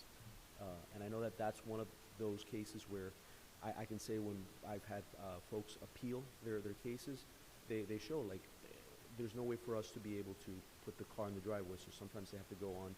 If they live on a corner lot, they get lucky and they can use the side, but then they have to go into the grass or So through how a would we swale. know? So how would we know? And it was my understanding when originally, it was many years ago, right? When I was introduced to that part of the code, was my understanding that it was because it was the intent of the homeowner to leave with the boat. So that was the way the code enforcement could identify the intent that your boat is there, either because you just got back from a trip and you're washing it to take it back to storage, or because you're leaving tomorrow morning.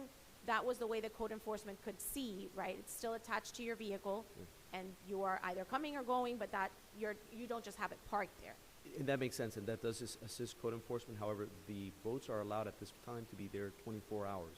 So what a lot of the code enforcement officers do is they'll take a picture of it at one point in time certain and another time certain to show that the vehicle was left there 24 hours, and that's how that case is proven, that they violated the code. So have we reached out to code enforcement, or have we run this by code enforcement to see how this would affect their operations with regards to I guess, the violations that are issued? Yeah, I don't believe that it'll be a problem, but what I would recommend is, we understand the intent. If this item passes, we'll work with code enforcement as well as P&Z to make them change to the ordinance and then bring it back to you for your adoption. It requires an ordinance change, so we'll tweak it and we'll try and what if this, what if that, and try and consider all those circumstances, and then we'll bring it back to you for your consideration. Okay, and the reason why I bring it up is because where I live, I'm the HOA president, and we have this issue all the time, where they bring the boat, they park it, because I'm gonna leave in it tomorrow morning, and then it's tomorrow and the day after and the day after, and I'm gonna leave in it on Sunday, and now it's Tuesday, and the boat is still there. And so, the reason why, and we have the same issue in my community as well, like when you hitch the boat to the truck is halfway out the street, because it doesn't fit in the driveway, because driveways are not intended for boats. So it's one of the problems, right? So we ask them to leave it on the street, attached to the truck, but on the street, so that our roving guards and our property manager can identify that you are either on your way in or on your way out. You're not just gonna hitch the boat to your truck and leave your truck stuck there for, a week, if your intention is just to leave your boat in front of the house. So that's why I don't know how this would affect the normal course. Yeah, and that's why I say, give us the opportunity. We understand the problem. We understand what the objective is.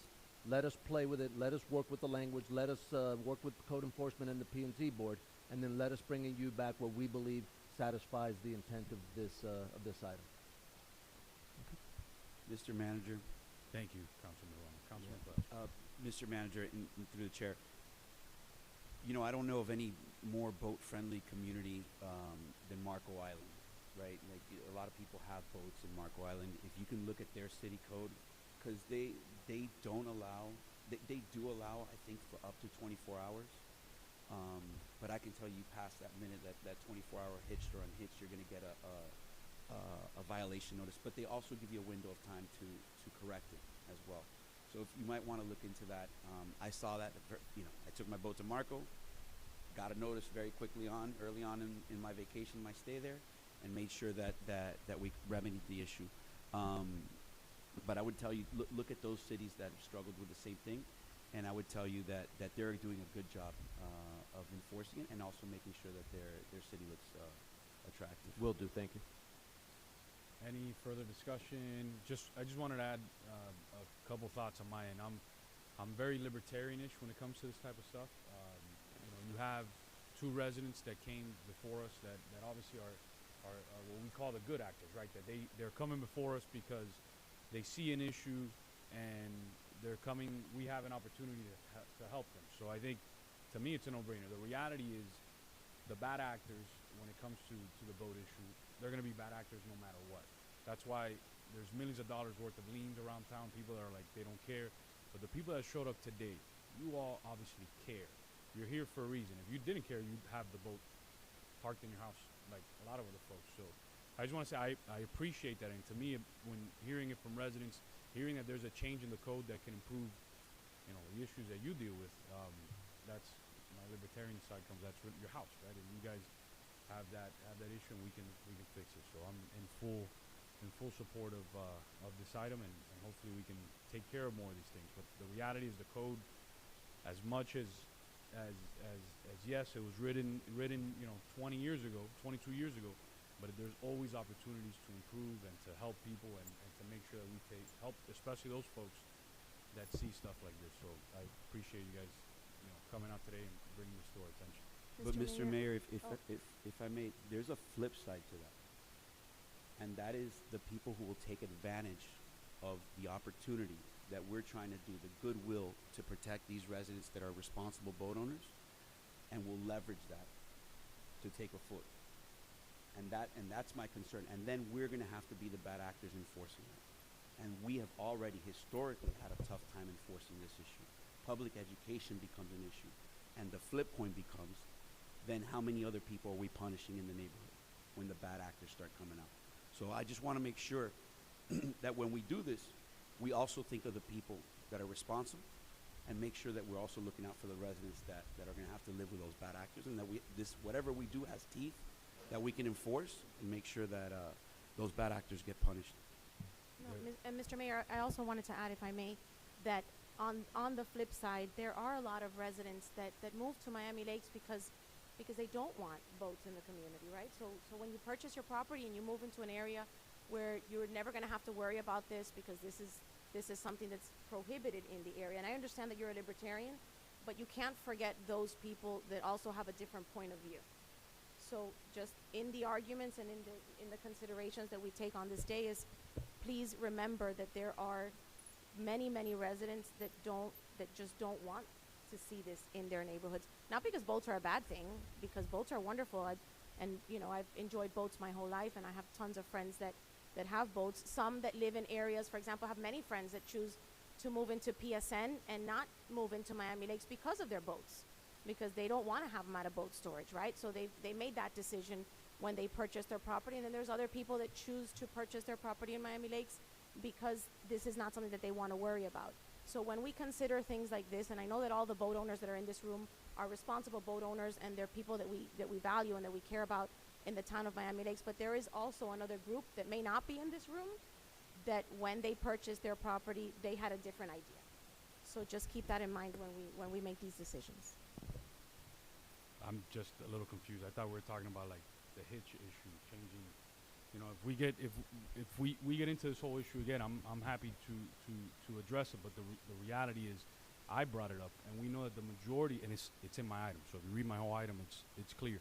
If you read my item, it says that the majority of the town already has its own deed restrictions and its covenant. I made sure it was in there. It goes back to folks like Mikey Clavello, who came to speak, who's lived in West Lakes his whole life, and I wanted to bring this up because there's already boats approved by the town. 100 boats hasn't devalued West Lakes. It hasn't hurt that. It's the opposite. So my issue, the reason I brought it up, was for people like him who live in an area where there's already 100 boats that our government, the town government, allowed.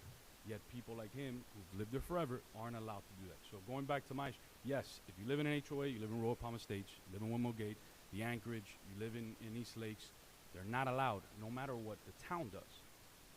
But my main issue, what I brought it up, was for people like him that they have neighbors that the town is allowing them to have their boat there.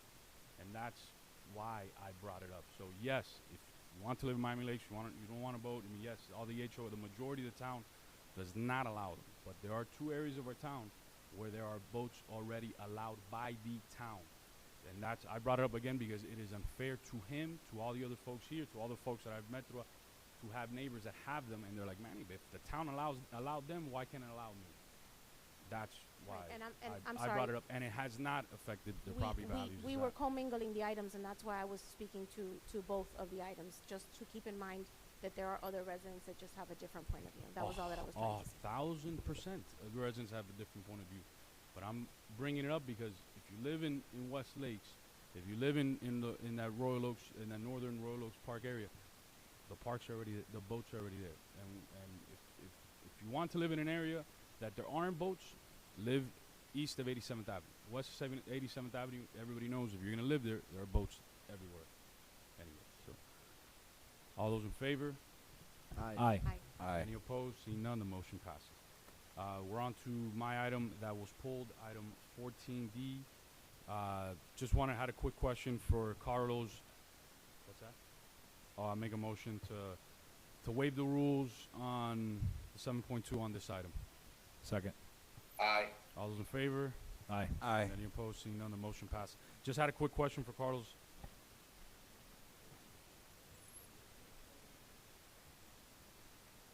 Yes. I do apologize. The committee, sorry, Carlos. The committee sponsorship issue. By the way, if it was okay, I know it might be germane, but I also wanted to talk about the issue that they're having with, since we're talking about committees, with folks not showing up. Thank you, Mr. Mayor. I was approached a little while ago by Eddie Cedeno, who's here in the audience today, representing the YATF, about an incident that had occurred at one of their events in which one of the sponsors that had paid for certain deliverables did not receive all the deliverables that they had paid for. And out of that came a broader discussion, though, about how we can help committees not only be able to deliver on the sponsorship package deliverables that they paid for, but also in general how we can help the committees as a whole be able to obtain more funding to be able to carry out their core missions, whether that be events or whether that be going ahead and providing advice to the council in terms of certain programming.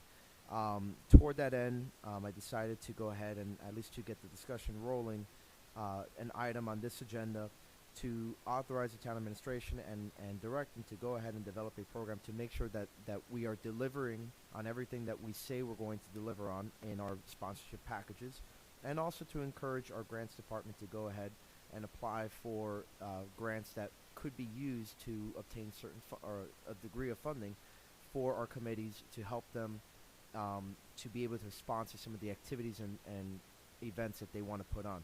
Because for some committees, it's going to be easier to obtain funding than others. Some of them are given the bigger, quote-unquote, sexy events, you know, whether it's like 4th of July versus, say, a home improvement fair.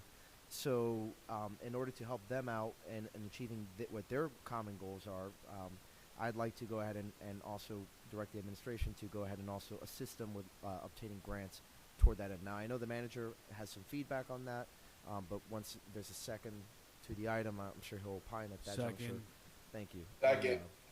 Thank you, and I'll let him put some comments in the record that came out of our discussion today. Yeah, one of the things that has happened over the years is that each committee has kind of done their own individual development of sponsorship packages. So there's been no universality between committees. So under Gladysel de Cardenas' leadership, they're now working to develop a Town of Miami Lakes sponsorship package that can be applied universally to all of the committees. We believe that that will dramatically enhance the ability to make sure that everything that is committed to under each type of classification, whether it's a gold sponsorship, a silver sponsorship, etc., that everything is accomplished. So I think that's going to go a long way. I know Gladysel is working with her team to make sure that they develop that universal sponsorship package, and I'm sure that is going to solve all of our problems, because the liaisons, some of them are handling multiple committees. Silver in this committee may be different than a silver over there. By making them universal and have certain things that are committed to, both the committees know what the expectations are, the liaisons and the communications team knows exactly what they need to do, and I think that's going to solve that problem. With regard to the grant opportunities, our grant administrator does a phenomenal job scouring the earth for new grant opportunities. I would say that the lion's share of the grants, she views them with respect to departments, Parks Department grant, Public Works Department grant, etc. So what we'll do, we'll get with her. We'll give her a better idea of what the mission of each of the committees is, and then in her development of grants and her review of grants that are always coming across her desk, we'll make sure that she always keeps in mind the mission of the individual committee, so that if she sees something that may fit the mission of a specific committee, she'll, through the liaison, touch base with them and present the committee opportunity or the grant opportunity to the committee, so that they can decide whether they want the town to apply for it on their behalf or not. If the sponsor's okay, would I be able to amend this as a vehicle and just address the YTF quorum issue? I would be fine with going ahead. I mean, it's strictly committee sponsorships, but I would be fine to listening to what the amendment is. Got it. I just want to make an amendment to amend the item just to include the YTF quorum issue. If needed, we can move. That committee's way too big. It's 14. I think it's 14 people. Correct me if I'm wrong. And they only have like 4 people that show up to the meeting. So if anything, we can move their committee. I would just make a motion to move their committee down to 7 people. I mean, I guess I'm not necessarily opposed to the idea itself. I just, in terms of what it's accomplishing, I wonder whether it's actually germane to the item, since one deals with sponsorships and the other one's dealing with the founding resolution for YATF in terms of modifying its size.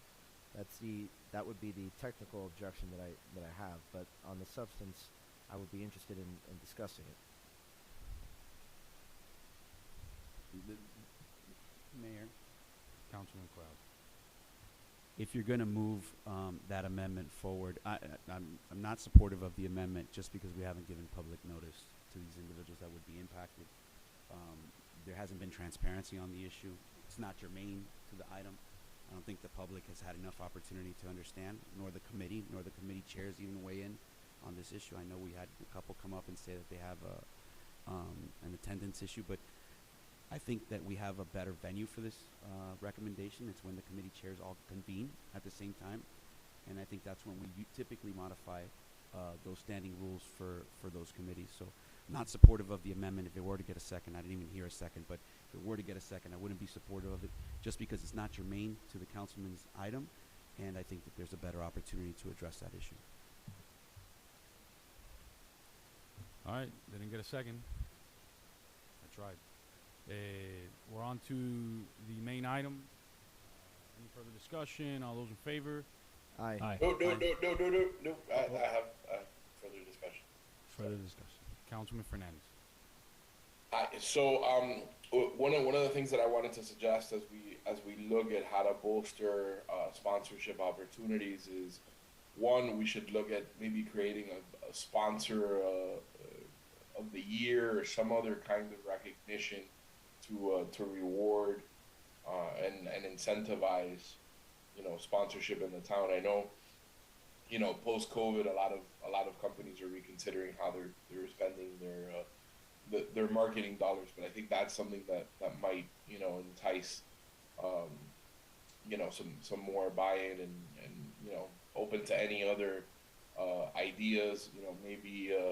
Maybe creating, not necessarily something as formal as an ad hoc committee, but maybe creating, a subcommittee or a working group of committee members to discuss, different ways that they can work together to pursue some of these sponsorship opportunities. So that, just wanted to put that on the record and direct staff to look into some of those ideas as well. Thank you. I would be supportive of that. All those in favor? Aye. Aye. Any Aye. opposed? Seeing none, the motion passes. We're on to appointments. Actually, we're on to my item that I pulled from consent. Carlos, Director of Costa, if you can come up, just had a quick. I know you guys went ahead, and while we're going to be piggybacking on the City Aventura contract, I know you guys already installed them on Fairway, but before we vote on this, what's your professional perspective on how those raised pavement markers are working? Yes, Mr. Mayor and Council Carlos Acosta, Public Works Director. We recently installed the crosswalk assemblies, the lighting on Montrose and Fairway. We're actually having the ribbon cutting on this Friday. I think that has those improvements really make a difference. And so the other thing that we recently did as a sort of like as a pilot project on the crosswalk where Fairway, the intersection of Fairway and 154 Miami Lakes Drive, right next to the gas station, that area right there is, I mean, there's street lights, but it's not pretty well lit.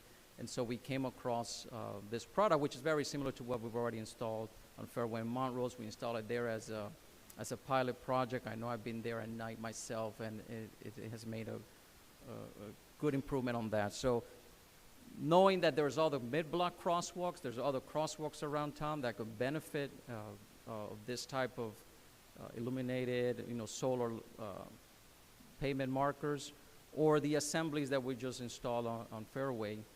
I think that, I reached out to the City of Aventura. They've done this in many other crosswalks, and I thought it will be a good opportunity to piggyback so that there's future projects and improvements. We have it. Plus, we have a contract that is competitively bid, and we know what the price is. So that was the main reason for bringing it forward. Got it. Thank you. Thank you, Carlos. Just make a motion to approve this item. Second. Second. Third. You had a discussion, Councilman Alvarez? Director. Just that, Director Acosta, would you be able within the next 30 to 60 days to, if it has not been done, an assessment on which walkways you would make a recommendation to do the pedestrian crosswalks and which ones you would recommend with the illuminated ones that we saw by the gas station? Council member, that is possible, and that's something that I could, in the next 60 days, do that evaluation and come back through the manager, come back to the council. So July council meeting fair is sufficient time? It's sufficient time. All right. Thank you, Director. Thank you. All those in favor? Aye. Aye. Any opposed? Seeing none, the motion passes. We're back onto the consent calendar. Appointments. Gary Cardenas to the Mental Health Task Force by Councilmember Marilyn Verano. Lindsay Wallach to the Mental Health Task Force by Councilmember Josh Diegues. Eric Valerdi to the Youth Activities Task Force. Maybe you guys will get quorum finally. By Councilmember Josh Diegues. Maria Sanchez to the Mental Health Task Force by Councilmember Carlos Alvarez. Any motion on the table?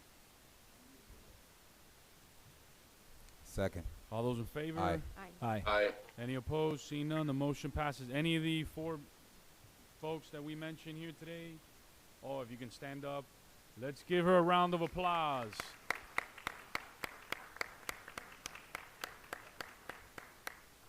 Thank you. We really appreciate you giving back. As you can see, a lot of the members that are here are on our committees. Everybody that serves up here in the dais has been on a committee at one point, so we appreciate you giving back. Thank you very much. We're on to the consent calendar. Any motions on the consent calendar? Motion. Second.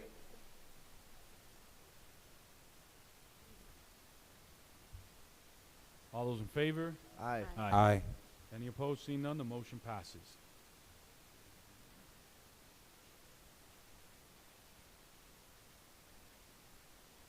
Got it. I skipped committee reports, and I think the Youth Activities Task Force wanted to give a committee report. No?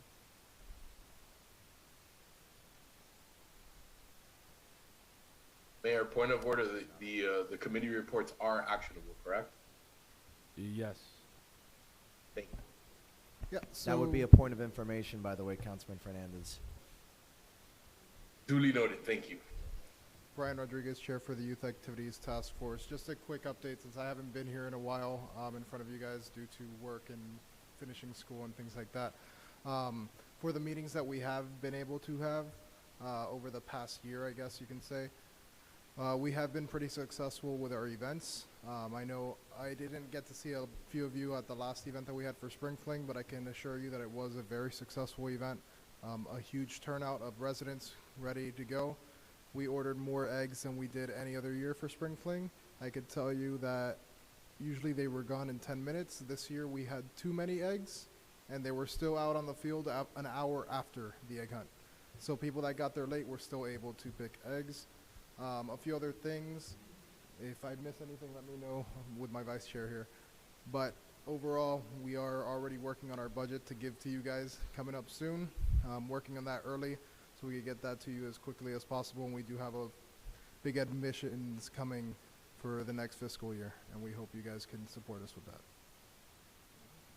Thank you. Vice Mayor? So I wanted to ask you about your attendance issue that you mentioned. The mayor had mentioned reducing your committee. I'm not sure that's a good idea. I think the better move is probably to reduce your quorum requirement. Yeah, if we could reduce, so usually what happens with our quorum, we're usually missing one to make quorum. That's the biggest issue. I know we changed the rules. The quorum issue that we were having the most were the students in our committee, and that's when we had our committee chair meeting. I did bring it up to town staff to try to get that rule changed, and it finally did. So it might work out a little bit. I know it just got in a month or two ago, so we still have a little bit of time to remove people that don't show up. do you believe if we moved your quorum requirement down to 5 non-student members, would that be sufficient? No, 4. maybe. Because we do, right now, for quorum, I could tell you half the adults or more than half the adults and half the students show up to our meetings, which is about 6. And 7 right now is our quorum requirement. If we had 15 on the committee, it would be 8. So Vice Mayor, one of the Yeah. reasons I brought this up this way, and I know Councilman Collazo had mentioned some things about transparency and stuff. They don't even have an opportunity to vote on recommendations to us. I mean, they both have called me separately and said, Mayor, we just showed up to City Hall again, and we're leaving. So I said, any opportunity that we get to try to change this, but I know you guys haven't even had quorum to make these types of, Yeah, to vote on these types that's of why I gave recommendations. you guys, I kind of urged you guys to check in with your committee members that are appointed to our committee, see if they even want to be interested anymore, because we'll contact them, or our liaison will contact them, no answer. They don't email back saying whether they're coming to the meetings or not, so we can't really cancel the meeting, because we don't know if they're coming or not. So if no one answers, then we're kind of in the middle. Are we going to get quorum, are we not? I believe last month or the month before, I had to call 3 separate emergency meetings just to try to have a meeting for our committee.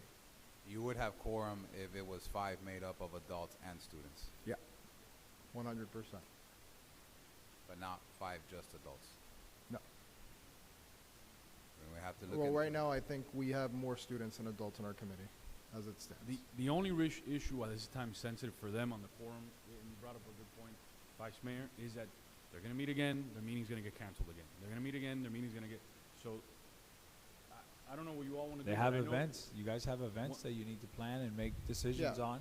For example, I'll give you a perfect example. Our last meeting that we had quorum for, we had to move our bike rodeo because we were a week out from our event and we hadn't been able to have a meeting. But we are moving it now to September, where it's a little bit cooler than the summer, and trying to see how it works out. It may be a better time. We have that gap there. But you are getting sufficient volunteer help. for when you Volunteers get from the events? students, yes. Okay. I know for sprinkling we had 70. But volunteers do not equal committee. We need committee members to delegate. Yeah. Agreed. No, I agree with you. I'm just trying to find a solution that'll work for you guys.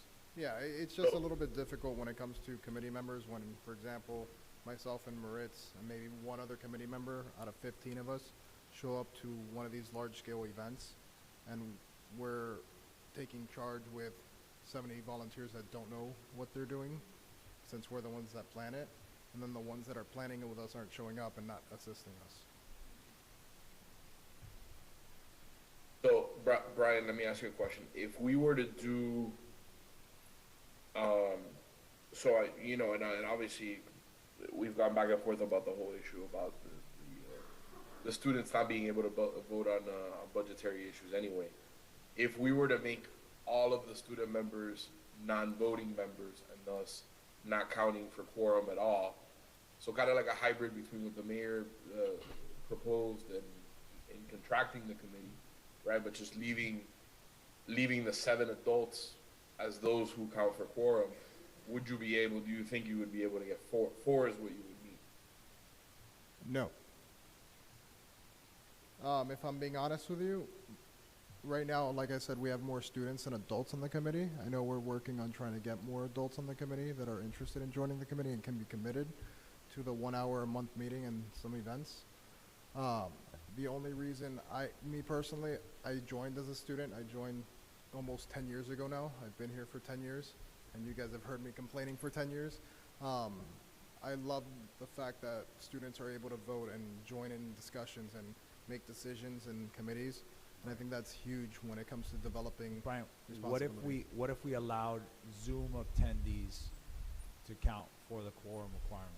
You think you'd still have an issue? It might help, but the problem is we don't hear back from the people that don't show up. They don't even respond to the Clearly, emails. these people need to be removed, and new members need to be appointed. Yeah, I did that's add what it to our sounds like. agenda, if you look at our agenda for our committee, I added a second row now that says absences. Brian, So what you if, can see who's absent from our meetings. what if I make a motion to allow quorum to be 5 members made up of students and adults? should be fine. It should work. It allows us to get things done. All right, so for the record, I'm going to make a motion to allow quorum to be made up of members and members to be made up of students and adults for the Youth Activities Task Force. I'll second that. Discussion on this Councilman Diegues. Thank you. And one of the attorneys are here.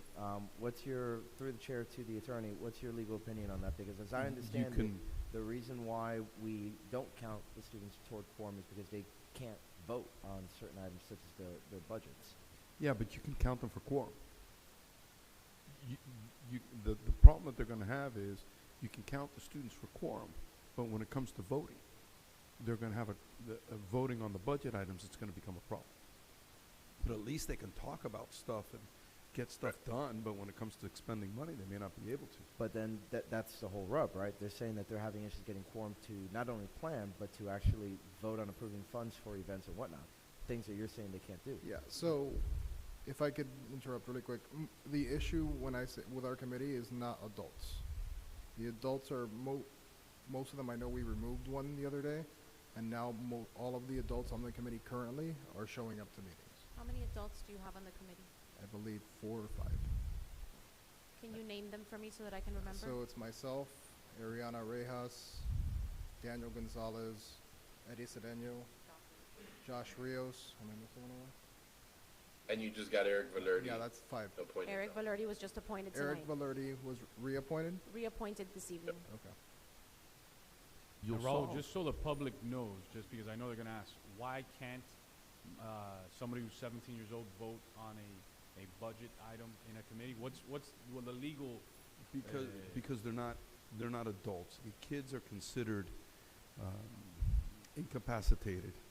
Is probably the best words. Kids are considered incapacitated by virtue of age. So you can't have incapacitated persons deciding on how to spend money. That's essentially the rationale behind it. No, I'm saying, but there's a law. I just want the public to know that there's a law. Yeah, this isn't our council. This isn't a council rule. I believe it's been a while since I looked at it, but I think there's Attorney General opinions on the issue and things like that. I believe it's Florida law that doesn't allow anyone under the age of 18 to vote for money when it comes to an item regarding the budget. There's Attorney General, from what I recall, there's Attorney General opinions on the issue. And for that reason, I'm actually kind of, gravitating toward the mayor's position, which is just to reduce the size of the committee. That's why I'm kind of gravitating to the mayor's position of just reducing the overall size of the committee. I just had a concern about raising it at that time, because it wasn't germane. Do you think that would be better, reducing the size of the committee as opposed? Because you may. So there may be a point. The reason I didn't want to reduce it, there may be a point in time where you exactly, will which be able for to years, in 10 years, I've never seen this issue happen in our committee. We maybe had to cancel 1 or 2 in the whole 10 years I've been in the committee. And I know Lynn Matos is here, and she could kind of vouch for that because she was on the committee with me as well. I don't think lowering it will help. I think it's evaluating who's being appointed. Right. Because whoever's being appointed, they're not showing up. Right. There's reasons we remove people from the committee because they don't show up to 3 meetings and we can't get things done. Right. Then you reappoint them and then they're removed again. So something has to be done when, I don't know if you need to go talk to the liaison before you reappoint someone or talk to the chairs and see what's going on with these people that are being appointed and reappointed and removed twice, maybe 3 times. Well, one thing I like to do when I make an appointment is I actually reach out to the chairs of the different committees and I say, I have an appointment availability. Do you have anyone who currently assists in your committee but is not maybe not a member yet? If you do, tell that person to apply, give me their name, and if they're already helping and they just need to be appointed as a member, exactly. And easier. I personally have sent people to you guys saying, hey, this is someone that is interested in joining the committee. I'm going to send them over to you to speak to you, and then we go from there. Chairman, guys, just to bring this back to the proper posture, there's a motion and a second on the floor. And I actually needed to make an amendment. Okay. I wanted to add the Zoom attendee, because if it helps, it helps. So I wanted to add a Zoom attendance counts for quorum. Second. Come on. I'm sorry, hold on. All right. Subject to the attorney's review and approval. Okay. Good? Okay. Awesome. Fair enough. Thank you. Fair enough. Second, discussion on this, discussion Yeah, just on very this. briefly, I would be fine with that as far as doing the Zoom for this particular committee, just because of the unique circumstances that they go through with the type of membership they have. But you know, it just, again, subject to the attorney's review and sign off. You know, but I like the idea, so I will be supporting it. I'm gonna stick to my Pandora's box situation. If we do this for this committee, all other committees are gonna wanna go back on Zoom, and I am a non-Zoom supporter. We need to physically be here. If we need to remove people from the committee and reappoint others that are more interested or have more time available, I have no problem with that, but I'm not in favor of going back to the world of Zoom. Guys, there's a motion and there's an amendment. We're on the amendment right now. Any further discussion on the amendment? On the amendment. No, the clerk has it already. The amendment, just to clarify, just to make sure, it was by Vice Mayor Rodriguez, seconded by Mayor Sid, to allow Zoom attendee to be counting for its quorum, correct? That Right. was the amendment. Okay, but Subject to the attorney's review. Subject Thank to you. the attorney. Okay. A review. All right, on the amendment, any discussion? Seeing I, none- I do have one final Councilman thing, and it Corral. might be another amendment, but can these changes, I was a committee chair. I need all hands on deck. Tony was the committee chair. You need all hands on deck. This is a temporary issue. You need to get people that are vested. You need to get people that have buy-in, and you don't need dead weight. All right? So realizing that this is a temporary issue, whatever we do here today, make it temporary, right? Until the committee can get back on its feet, until you can get your full strength back on, until you can get people that are that are vested in the committee.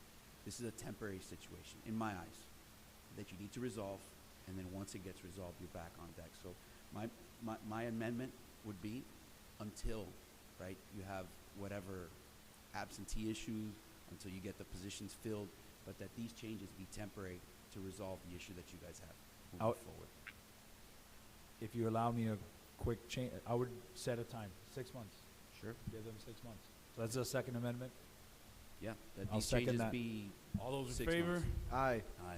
Any opposed? Seeing none, the motion passes. We're back onto the amendment as amended. Any further discussion on the amendment as amended? Seeing none, all those in favor? Aye. Aye. Any Aye. opposed? Seeing none, the motion passes. We're back onto the main motion as amended twice. Any further discussion on the main motion? Any further discussion on the main motion? Seeing none? Yes, Mr. Mayor. Yes, Councilman Fernandez. Yes, so, you know, as a former YATF chair, I can tell you contraction on its own is actually contrary to what they need, right? What they need not only is to have the people in the room to be able to make the decisions, but the other thing that they need is they need vetted people that can participate in putting the events on, right? So when you have a large event like Halloween or Spring Fling, you need to be able to have 12, 13, 14, 15 committee members that you can have on these different stations that can help, you know, run the event and kind of, you know, manage the volunteers. So I think contracting it kind of helps their quorum situation, but in the long run makes it more difficult for them to put on the events. I think the overwhelming thing that I get from the notion that I get from the chair is that we need, you know, better, you know, participants that are able to commit the time necessary to serve on the committee and participate in the events. Not only attend the meeting, but also attend the events and participate in the events and help in the events. So that then becomes incumbent on us to you know, do a better job of vetting the participants that we put on the committee and setting the appropriate expectations. So that's just kind of, I think this committee's, you know, a little bit different than the rest of the committees. I do think the Zoom amendment that we just passed is very good because in the case of the student members, they often don't rely on their own transportation. They have to rely on other things to happen, and so Zoom might be a way for them to be able to keep up with the commitment of their meetings and, you know, juggle their after school responsibilities more effectively. So just wanted to put that on the record. I think the main takeaway for me is that we need to put people on the committee that can you know, fully fulfill the duties required of them. that's one piece. The other piece that I wanted to put on the table is, I know there were a lot of events and there were a lot of things that we kind of suspended after COVID, and sometimes we forget things, and we forget things at work that we need to bring back. We used to have volunteer appreciation, day, or a volunteer appreciation, breakfast we had one year. I think that's something that we need to bring back to help engage some of these volunteers and really show them the appreciation that they deserve. I mean, they put in a lot of work to make our event successful, and I think they should be recognized for that. So that would be the other thing that I would suggest that staff look into bringing back those kinds of events and activities. Thank you. Thank you, Councilman Fernandez. Just in closing, Chair. Yeah, one really quick. Thank you guys for your help. If I could give one suggestion, because I know the chair is the one that sends the email to remove someone from the committee, can we look into something to look into why I removed someone and then they're appointed a week later or 2 weeks later when they were removed for missing 3 in a row, especially? Look back at the agendas and you could see, and look at the minutes, they were absent 3 in a row, and that's why they were removed. I think there's an issue there where it's just going to keep happening, and I suggest that maybe I think we the look into vice mayor highlighted a process that I've been advocating for a long time, and it's because we've sat in the same chair together. Yeah. Ask us who's helping and who's not. Yep. And that streamlines everything that you're talking about, because we rarely have your input. So the minute that I go back to you and say, hey, Brian, and we've done it, right? We've done it. I've said, hey, look, I got 4 candidates here. Which one? Or, hey, I got 1 candidate. Sometimes we just have a candidate say, well, it's better to fill the seat than leave a seat open. No, it's not. And you only have that perspective when you've done the work that we've done. So I advocate what the vice mayor suggested, which is go back and check down with the committee chairs whenever you have that opportunity. So thank you for bringing that forward. Perfect, and thank you guys for your help. I appreciate Thank you. Thank you, Chair. We're back onto the main motion as amended twice. Any further discussion? No, we have 4, then we have Councilman Fernandez on it. Yeah. Any further discussion on this item? Seeing none, all those in favor? Aye. Any opposed? Seeing none, the motion passes. We're back onto the next item, which is ordinances in first reading. Item 11A, this is an ordinance in first reading. Is there any public comments on this?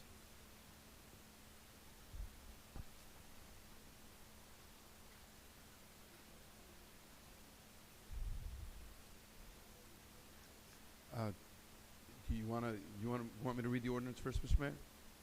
Public comments.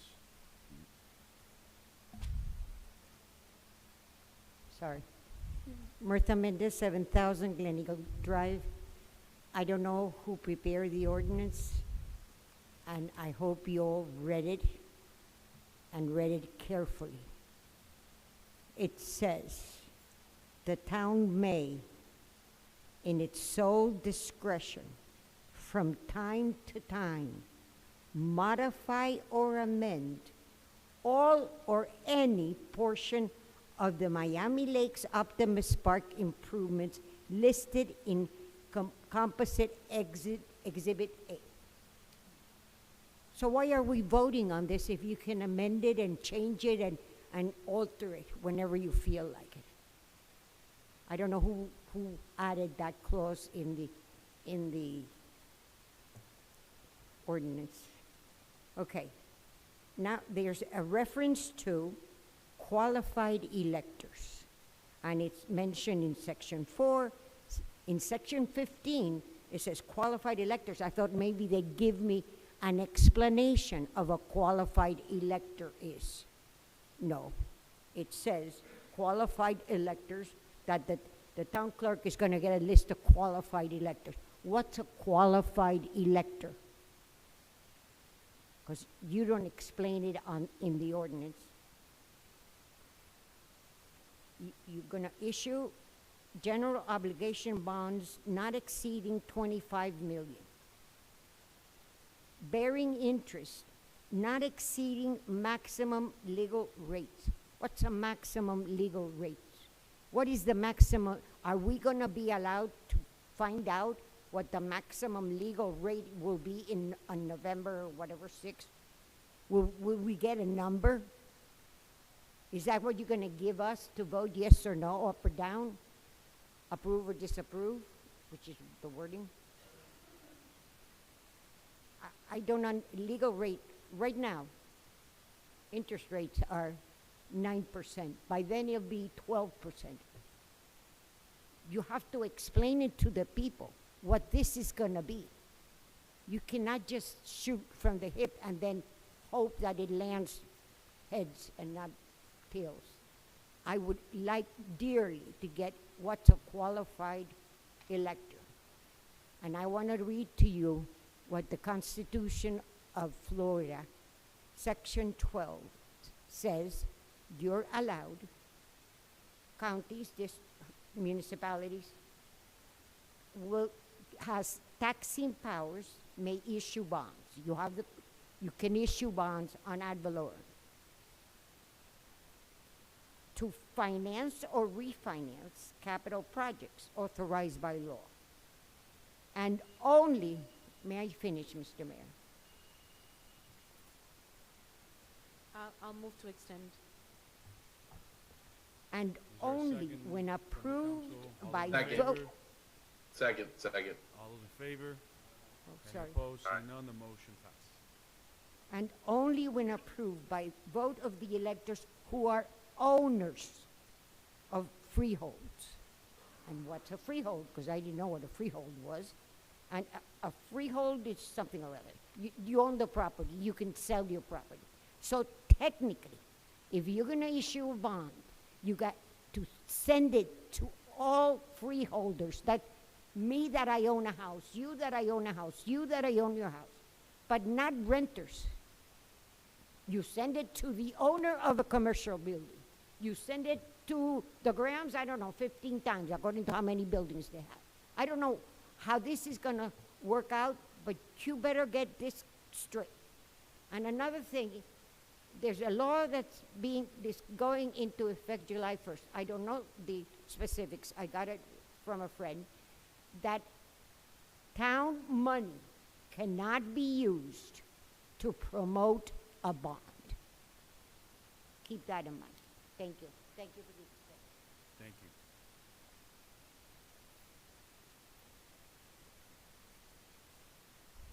Any further comments on this ordinance? Any further comments on this ordinance? Any further comments on the ordinance? Seeing none, public comments is closed. Mr. Attorney, please read the title. An ordinance of the Town of Miami Lakes, Florida, pursuant to the requirements of the general laws and the Constitution of the State of Florida and the Town of Miami Lakes Charter, for the holding of a bond referendum election in conjunction with the regular municipal election of the Town of Miami Lakes, Florida, on November 8th, 2022, to consider the question of whether the town shall be authorized to issue general obligation bonds of the town in an aggregate principal amount of not exceeding $25 million, payable from unlimited ad valorem taxation, bearing interest at rates determined at the time of sale thereof, not exceeding the maximum legal interest rate at such time, to improve community health and public green space by renovating recreational facilities at Miami Lakes Optimus Park as described herein, and to pay costs of issuance of such bonds, providing for an effective date. Thank you, Mr. Attorney. Any motions on the table to move? I'll move it. I'll second. Motion and a second. Council, you've all had your briefing on this. I know there's going to be 1,000 questions, so if you want, I don't see Jeremy in the audience. I don't know if he's upstairs, or I'm sure Tony Lopez. No, he's out of the country. May I? Yeah, no, go ahead. Open for questions? Yep, open for questions. I'd like to Councilman I'd like to start with Mita Mendez's questions, if we can address those. What is a qualified voter and qualified elector, and what is a freehold per Florida statute? I'm not sure what freehold means. As far as a qualified voter is a voter that is registered to vote in a municipal election. So all those are qualified So to anyone vote. that is actively registered to vote? Correct. Okay, so that That answers is a that qualified question. voter. With regards to the interest rate, when will we know that number? And will it be available to the voters That before they will make their be vote? on game day, when the bonds, similar to our stormwater bonds, we didn't know what the market, it fluctuates up and down. We won't know the exact terms of the interest rate until game day, the day that we go to sub-bond. Okay, so the answer is no. We won't know the interest rate until after this is approved by the voters. This item, Councilwoman, is just to get the item to the voters, okay? And it's letting them know that the interest rate could be whatever the maximum Okay. allowable at that Okay, time is. I wanted to So they clarify. understand that it can be extremely high, or it could be low. It just depends on what the market is at the time that the bonds are issued. Okay, if this passes on the ballot, if it comes back to us and it's game day, as the manager says, and the interest rate is at a 27%, can we say no go? Or once this passes on the ballot, it's a done deal, no matter what the interest rate is? Well, there's two things. One is the direction from our constituents, from the elected voters, to move forward on the bond. The next thing is with regards to the financing. And that's going to be done by the finance team and beating it up and trying to figure out what is the best that we can get out in the market. And whatever the best is that we can get on the market is what will be before you. Yeah. But we have to move forward Council with member. whatever that best No, is. what you're authorizing is up to a certain amount. That too. Right. So doesn't obligate us to sell 25 million. It authorizes to sell up to a certain amount. But up to so 25 if like million. the scenario that you, which is probably not going to play It's out. not. I was being Right. facetious when I said 27%. I don't Right. want anyone to quote me on that. Right. But I mean, if there's some aberration, some extraordinary thing like that, we could always pull back and not move forward with the bond sale. It Yeah. authorizes up to a certain amount. The Doesn't maximum legal rate in Florida is 18%. Thank you. That's the maximum legal rate. That doesn't mean you're going to pay that. No, of It's course, just- of course. But I want, these are questions that I've been asked, so I just want the public to have the answers to those questions. So This also doesn't mean that you're going to issue, and I think I'm being a little repetitive, it also doesn't mean you're going to issue $25 million in bonds either. Correct. Correct. So, but if this passes on the ballot, we still have the possibility to decide at some point, this is just not feasible. Right. And we don't have to move forward with the issuance of the bond. Correct, because it doesn't say have a bottom limit. It doesn't say you have to. It just says that you have the ability to spend Right, up that to they're 25 they're million. granting us, okay. That authority. Okay, so that Just, answers council member, that. just to put it in perspective, if you remember when we sold the stormwater bonds, interest rates were so low that we sold them at a premium. Correct. To be able, because the interest rates are so low, right? So even now, even though we've had changes to the interest rates, the Fed just increased 50 basis points. It looks like they're going to make a couple more changes. Bonds today are still selling at a premium because of the fact that they're historically, you can't look at just the last few years. You have to look at, historically, they're still selling low. So the bonds today, if we were to go to the bond market today, they would still be selling at a premium. Okay, perfect. So then with regards to, we don't necessarily know what that, and bear with me, I've never read that language that Ms. Mendez just read to us that is part of the Florida Code. I don't know, it concerns me because it's not something that I've read before. So if we are limited with regards to who can vote on a bond issuance, and it's only the person that is the owner of a freehold per that language, that is not correct. No. The person that can vote on the bond issuance are all those that are qualified electors in the town of Miami Lakes, similar to those that can vote for your office or any of your office. So there's or no difference any with the charter question or anything. So there's no difference with the voters for a bond issuance? No, there is not. Okay, so Councilman, I'm not going to profess that I know the law on every issue because I don't. No, none of us do. Yeah, right. Exactly. It would surprise me if the only people allowed to vote were property holders. That would create some real issues. I know what language she quoted. We can look into it and get back to you on it. But I would be extremely surprised, and I will have learned something today. The day's not over. I may still learn something. But I don't think that that's an accurate statement of the law. So that's okay, and We can I've confirm that. never read it before, but it would make me feel much better if we could take a look at it and make sure that it's not something that we need to worry about. My understanding of qualified elector is it's usually something along the lines of you've resided in the place where you're residing or district where you're voting in more than 30 or 60 days ahead of time. You've registered to vote You know, there's certain things, you're an adult above the age of 18, you're a U.S. citizen. These are all things that make you a qualified elector. I've never heard of being required to be a property owner. I could see it when it talks about special assessments or to a district or something like that, being a property owner there. Right. But for a bond referendum throughout the whole town, Okay, so just something that I'd like us to look into. If you can share that with us, Mirta, then I'd like us to look into it. At the next meeting, I can give you a little bit more background. I can dig into exactly what that means, provision of the Constitution means, and how it applies. I know that other residents had brought that issue up, and I had looked into it. So I'm fairly certain that it's the entire town. Okay, that perfect. can vote on. That's a qualified elector. Let me take that back. Those that are qualified electors Right, in the town, right. as explained by Mr. Gastesi. Right, so the qualified electorate, I read up on it, so I understand what it is. It's just this new language that I had never, specific to bonds, I had never heard that before. And then I guess, I just wanted to address all of Ms. Mendez's questions with regards to the,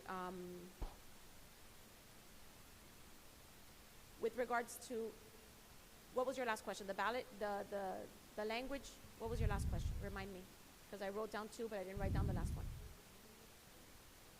There was another one. She also asked one as far as what the town can spend money in. Yes, in that taking a new, position. the new law that's coming in. Yeah. Right, the new law that's coming in, that supposedly is coming now in July. We do have an education campaign. We that- can educate, we can explain to the voters what it is that this $25 million will do. We can explain to them what a bond is. We can explain to them how it works. We cannot take a position whether it's good or it's bad. Correct. we So can't do as a we city. have allocated, I believe it's $100,000 that we've allocated to that education campaign. The $100,000, and the manager can correct me if I'm wrong, is for the legal expenses, which we've started to apply. Okay. Towards Albert Del Castillo's cost, the financial advisor, the educational campaign, and I believe those are the three Yeah, main items. those are the different sections that you authorized with the $100,000. That isn't that $100,000. Correct.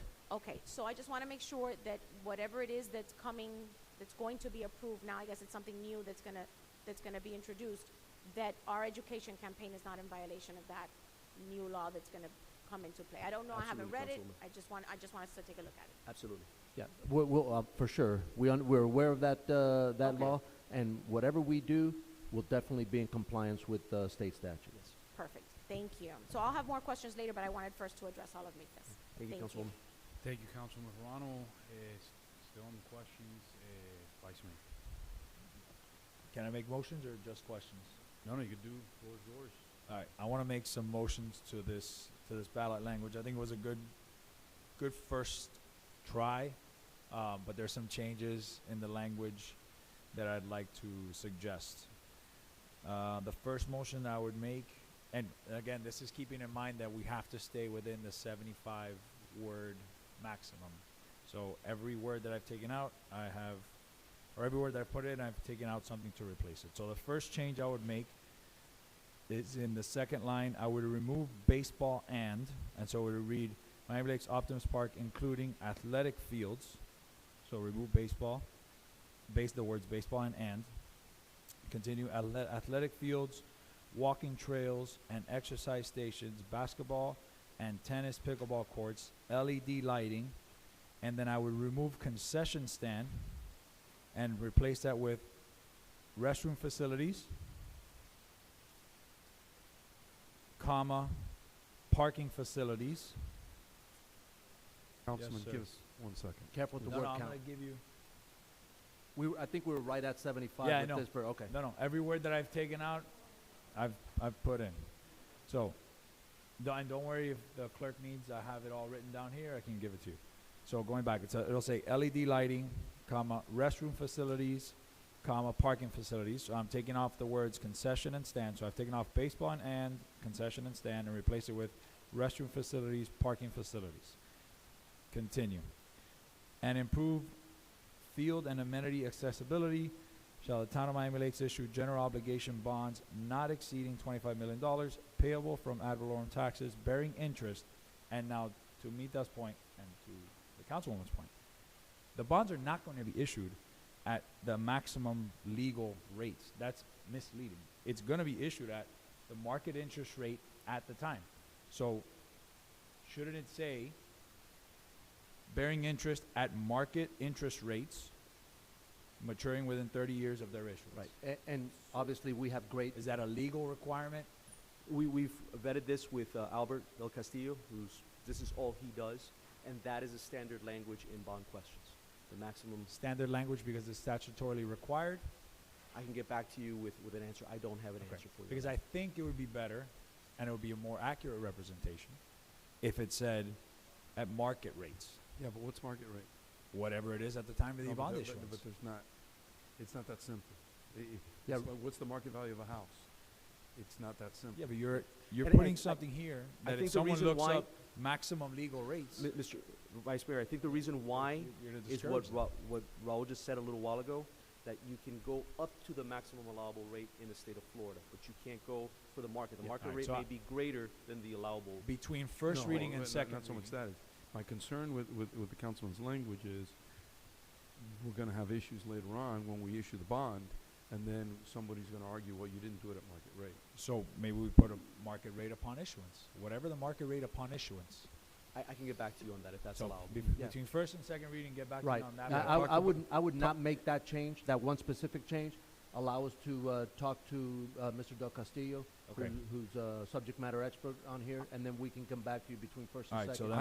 then I get why you guys wanna make that, because you don't wanna scare the public and have the public think, hey, we might issue bonds up to At 18%. which is Yeah, not I get not that. accurate. I 100% get that. It's not accurate that that's what we're about to do or anything like that. I think it's a legitimate question, but I want to bounce it off of Albert because this is what he does. Okay. This is what he does. And this is the language that he's already suggested for I us get to it. use. I get it. Okay, since we're talking about, Hold on. Why don't we can we vote on my four, the first four, sure, and then we'll Second. that way if not doesn't get. Second. So it's removing the words baseball and concession and stand, and where concession stand is replacing with restroom facilities, comma, parking facilities. You're not gonna be able to understand it anyway. Second on this one. Second. Any discussion on this one? Any discussion on all those in favor? Aye. Any opposed? Seeing none? No. The motion passes. We're back onto the main motion as amended once. You said you had four. Like, what else do you have? that was, Okay, The four words. Four words. yeah, that was Yeah, it. Yeah, four. Okay. Councilman Ruan. I wanted to change the order of the question. I wanted the question to start with, shall the town of Miami Lakes issue general obligation bonds not exceeding $25 million to improve community, yada, yada, yada, yada. I wanted to flip it over. I'm always upset as a voter when these things are convoluted and they're not, to me, it's out of order. As long as it doesn't add one more word, I'm okay. No, it doesn't. No, I think you can move it just like that. It doesn't add, it doesn't add any words. I just don't like the order of it. Right, To start it with the shall. question with, shall the town of Miami Lakes issue general obligation bonds, To improve. right, to 30 years of improve their issuance. health and green space To and, improve community. Okay. right. Exactly. Yeah, I'll second that. I don't know if it was in a different order for a specific reason. No. Sorry, are you looking to put the entire phrase at the front? Yes. Yeah. Yes. From shall to issuance, Correct. move that to the That front entire- and that end entire- with the correct. types of improvements that we're gonna be Correct. making. Got it. That one I don't believe has any legal issue. All Right, those in so- favor? Well, do we know if there was done like that? Well, it's all right. Don't worry about it. The reason that it was just to be completely transparent, the way that we came upon this is we looked at several models of different different ordinances that have been approved in different places. In South And Florida. They In were South all, yeah, Florida, right, in from- the area. And so we kind of worked on that as to create the template, and then this is what we created. So there's certain words, as we just discussed, Yeah. that I know are legally required to be in there. There's others that are just more explanatory.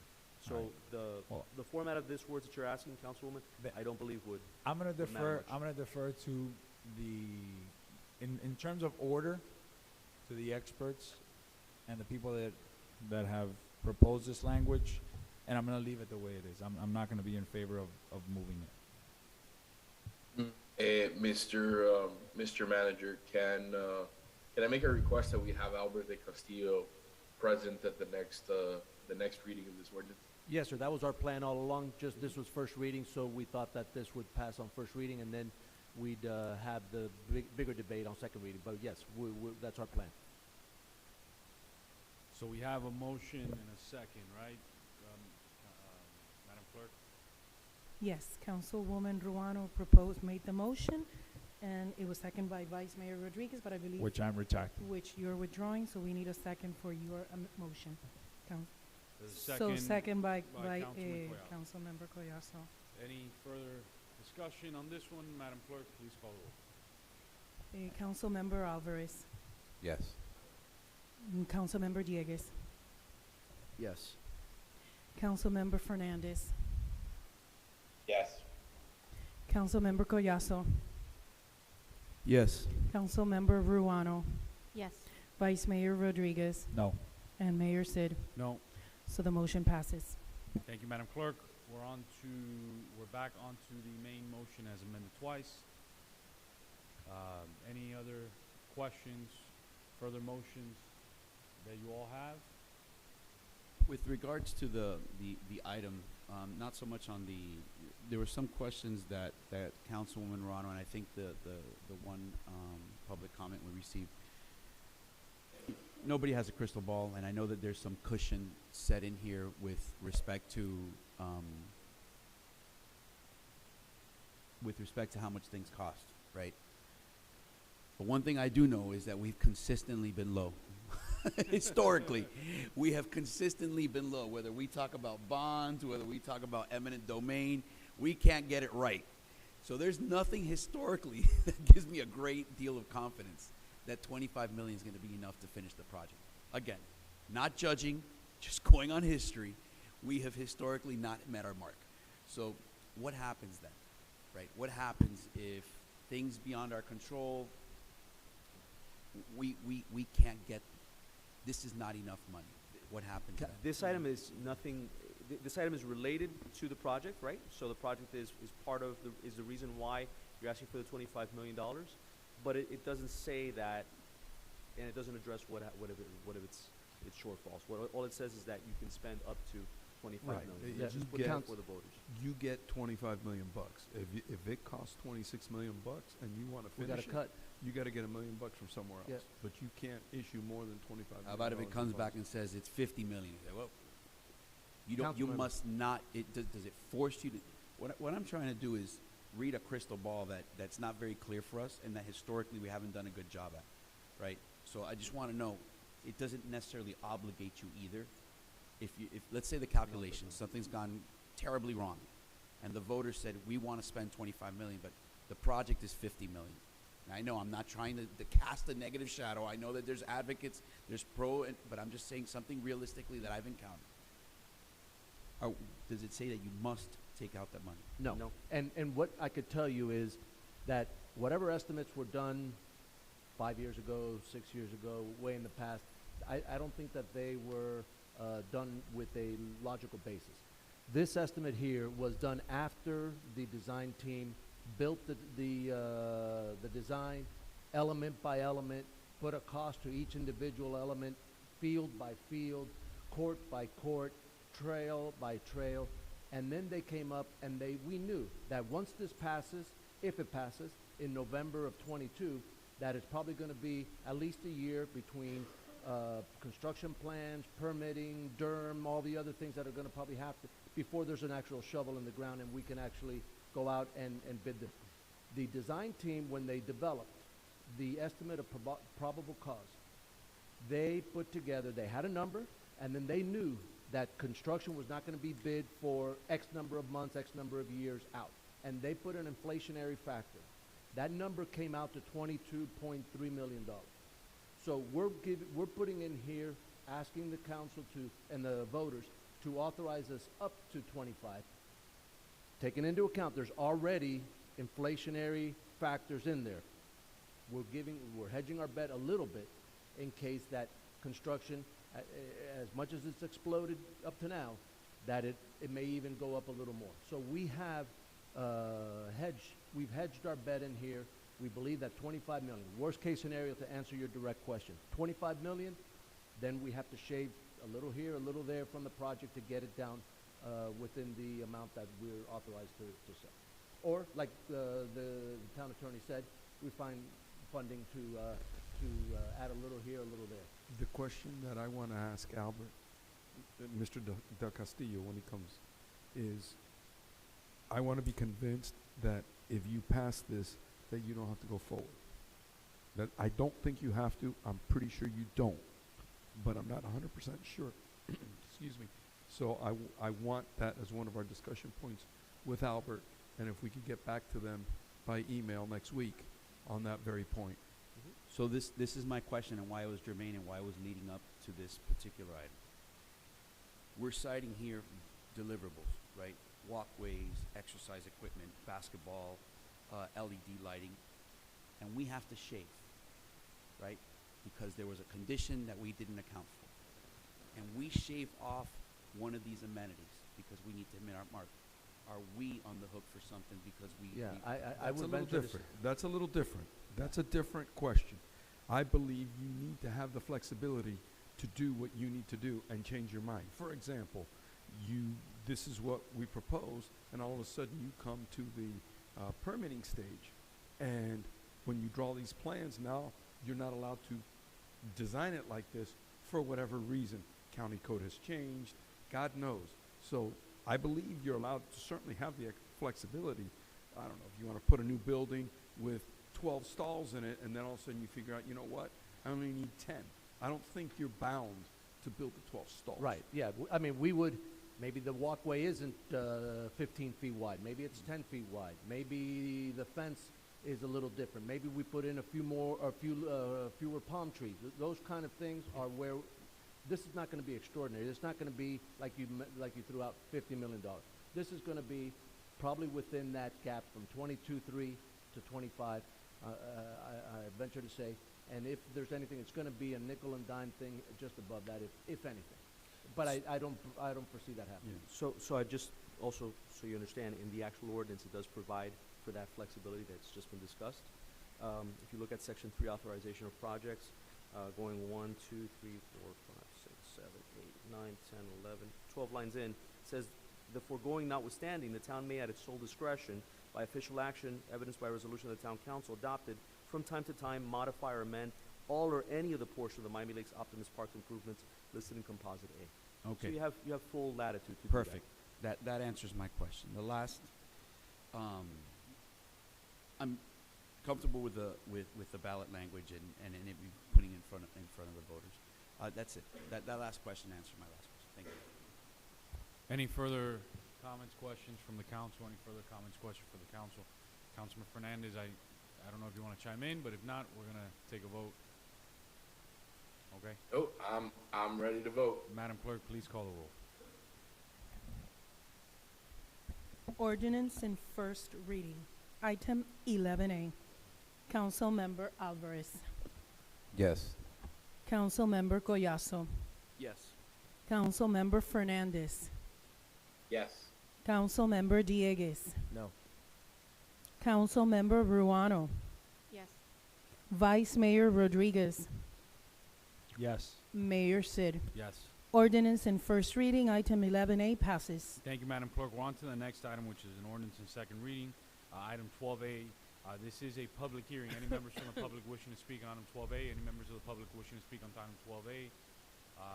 Seeing none, public comments is closed. Mr. Attorney, please read the resolution. An ordinance of the town of Miami Lakes, Florida, relating to public-private partnerships and unsolicited proposals, amending Chapter 2, Article 5, Contracts and Purchasing, to add Division 4, entitled Public-Private Partnerships, adopting policies and procedures regarding public-private partnerships and unsolicited proposals consistent with state law, establishing procedures to apply the cone of silence to solicitations for public-private partnerships, and providing that the town council may by a supermajority vote waive the application of town procurement code in connection with public-private partnerships, limiting availability of bid protests in public-private partnership solicitations, authorizing the town manager to prepare. Water?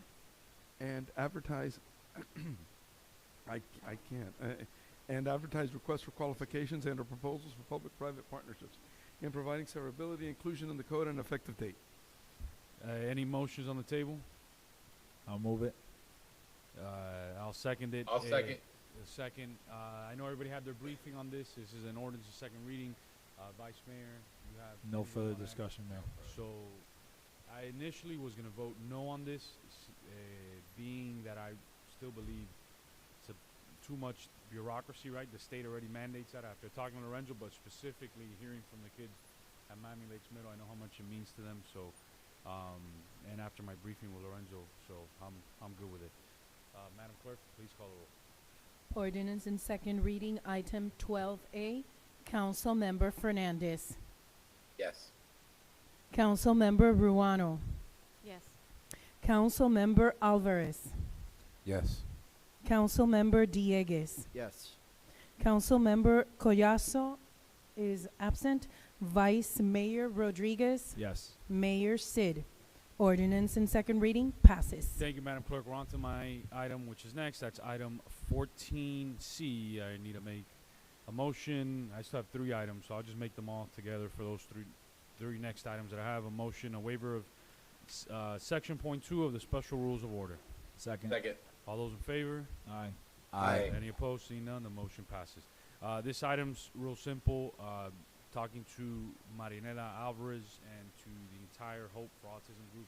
I know this is really important to them, for us to take a position and request from the school district that they raise the age of from 21 to higher for the school district to look into raising that age of participation for special needs students in programs. The biggest challenge that Hope for Autism has in families with autistic children and children with special needs is that once they age 21, they age out of the system. And Marinera, after talking to me, I agree with her. I think there's opportunities there for more programming, and it'll assist families in our community. So I'll make a motion. This is a resolution that we're requesting from the school district to raise the age from 21. Second. Discussion on this. Councilwoman Ferrano. Thank you, Mr. Mayor. Thank you for bringing forth this item. I think it's very important. I recently attended a meeting from the Hope for Autism team, and this was one of the concerns that they brought up. And in discussions with Mrs. Claudia Lucis, she informed me that she had been in communications with Miami-Dade College as well regarding the possibility of doing something like this at a college institution instead of at the public school level. So I think that we should pursue both courses at the same time. Furthermore, the Hope for Autism team will be, they are currently working. They've drafted a letter that they'd like to send to the governor.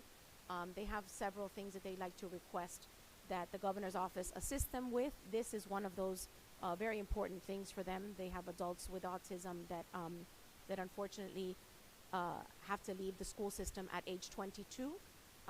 That's as far as they can attend, and so for them it's very important to continue. When they exit the school system, they lose a lot of the gains that they've made with regards to their mental health and some of the abilities that they acquire. So I fully support this item, and I'd like to consider us extending the support to the letter that they will be drafting. There's a couple of other items on that letter. I didn't bring it today because it's not done yet, so it's not available, but perhaps next month we can look into a resolution to support the request in its entirety. Yep. Lorenzo and I spoke to Marlena today, so I'm 100% on board with the letter. 100% agree. All those in favor? Aye. Aye. Aye. Any opposed? Seeing none, the motion passes. We're on to my next item. We already waived the rules for the rest of my items.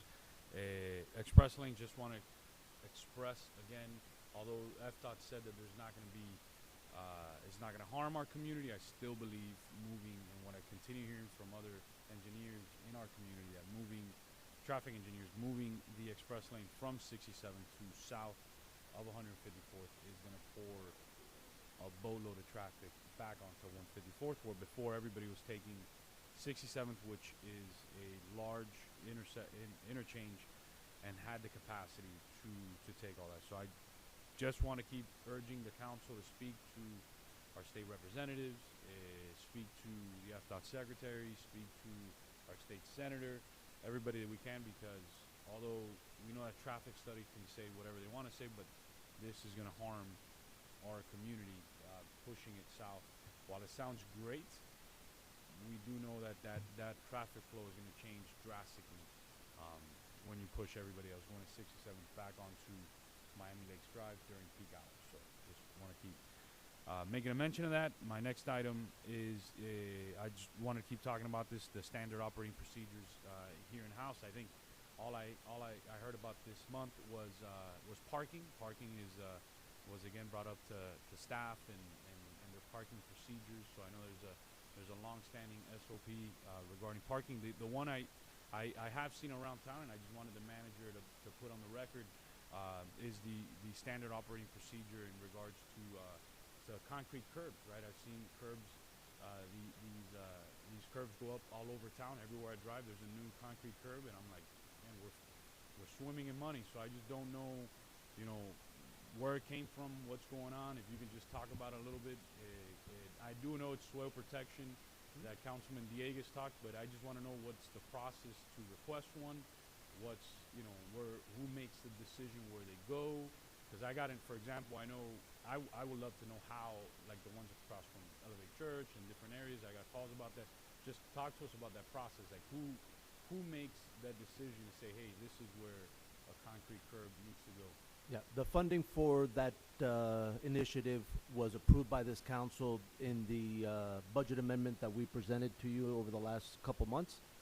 I think it totaled $292,000 if my memory serves me right. What I did is I asked the Public Works Department to identify problematic areas in rights-of-ways and the Parks Department to identify problematic areas in some of our pocket parks, which were the two areas that we needed to have some type of a mechanism for protecting the green space, especially the green space that we are charged with maintaining. So we compiled that list, and that list, when we went ahead and got the linear feet for that entire list, and that was the number that we presented to you for approval, and it was approved with the budget amendment that you approved over the last, I think it was the last 2 months. Got it. So like the one in front of Elevate Church, that was staff analyzing that, and they saw that as an area of need, correct? Yes, correct. And so staff addressed it. Okay. yeah, Got it. and Okay. that's an area that we protect. We did talk to one resident that was concerned about it. We did commit that the area on the east side of Miami Lakeway South along Elevate Church was not going to be curbed because that is the responsibility of the church. So if they choose to allow their parishioners to park there and they destroy it, it'll always be the responsibility of the church to protect it. The one on the, no, I did that wrong. On the east side is the one that along the trail, that's our responsibility. So that's what we were trying to protect, is the green space. It's brand new, it has the trail, it has new trees, and we want to make sure that we protect that for the enjoyment of all of our residents. Got it. Just want to understand the SOP behind that. Okay, we're on to the next item, 16. Well, I do have an issue Councilmember, with the SOP. I don't have a report, but I just have a request, manager, before, since this is the only party opportunity I have to talk. Can we request a monthly attendance log of the absenteeism from the committees? I know is there a way, like your committee's liaison, that they can email the council just so, kind of like in an Excel sheet, the members that we appointed, and then if there have been absence or like that, we can keep a trail, because We should be able to. We get the we have the minutes, so in the minutes should reflect who's there and who's not there. That works. So we should be able to either extrapolate from that or send you the minutes, All right. or we could extrapolate from that and tell you who showed up and who did not. All right, perfect. Yeah, Mr. Manager, I heard, I came in and caught the tail end of the curbing. I think I got the same exact calls regarding Elevate Church and what the procedure and how, we went about that. One of the ways that staff gets information is by us, right? We relay it to you, you then give it to staff. So a lot of it's driven by us, and it could have been one of us that brought forward a resident concern. It went to the manager, and then it went to staff. I can tell you some of the areas around the elementary school where residents bringing up issues to me bouncing it off you, and then making it to that I guess not that list, but I guess of areas of concern, so to speak, that maybe the staff brought forward. So there's multiple ways that I know that you get feedback for that, and it's not just always staff driven. It might not just be, in that bubble, so to speak, that staff bubble. It comes from us on the dais and us bringing back issues to the town manager. So pretty sure if you've relayed concerns to him, he relays it to staff. That's one of the ways that they I don't know. Am I speaking on you? No. I mean, we derive information similar to our stormwater program, right? We derive a lot of information from our complaints, our see, click, fix, people complaining about flooding, and we compile that and we start to generate maps to see what the problem areas are. We do that with every whatever issue is an issue, right? Including the curbing.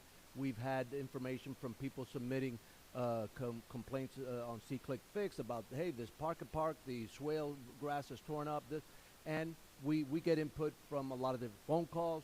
We get input from a lot of different sources, and then we use that universally. Obviously, we don't just take it for granted. Then we do our own field assessment between our park staff and our public works staff. They go out and verify, yeah, this is an issue, and that's how ultimately all of those inputs are what we're used to derive the list.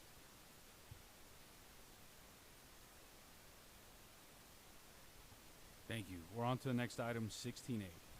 Yeah, if you remember last year, it was probably too late in the process, but there was a meeting that was held with our legislative team, our 2 representatives and our state senator, together with the council, to talk about legislative priorities and which are the appropriations requests, et cetera, that we wanted to request. So what I am proposing here, similar to what we do, and you'll see it in the next item, similar to what we do with the budget, that we develop a calendar at the beginning of the budget compilation season. This is a calendar, or more so a series of events or series of milestones that I think would be beneficial for the town to be able to provide and submit more effective and more efficient appropriations requests to the elected officials. So I have in here that it'd be initially a sunshine meeting for you guys to beat up and discuss, hey, these are the ideas, these are the areas that we want to address. Then after elections, we would have a meeting with the newly elected state representatives. They could help us put together, hey, these are the priorities at the state, this is what I like, what I don't like, and then this council can later make a decision on which are the ones that you want to develop and put together our package of legislative priorities and appropriations requests. So really, this is not a hard and fast thing. I just wanted to present it to you. And unless there's a opposition on the council, this is what I think I'm going to help work with staff to schedule on your behalf, so that we can prepare a better legislative package and have that meeting. Especially, that's the most important thing, is that meeting with the state elected officials.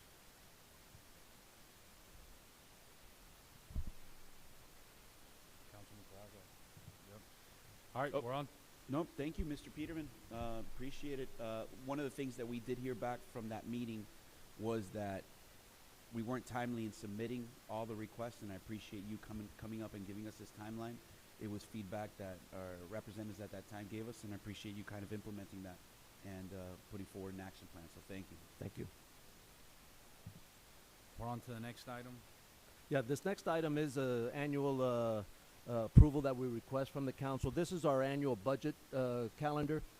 It's similar to last year's series of milestones, or a series of events that you had last year. The only difference, and that's based on feedback that we received from this council, is that you wanted to have involvement by the town committees earlier in the process.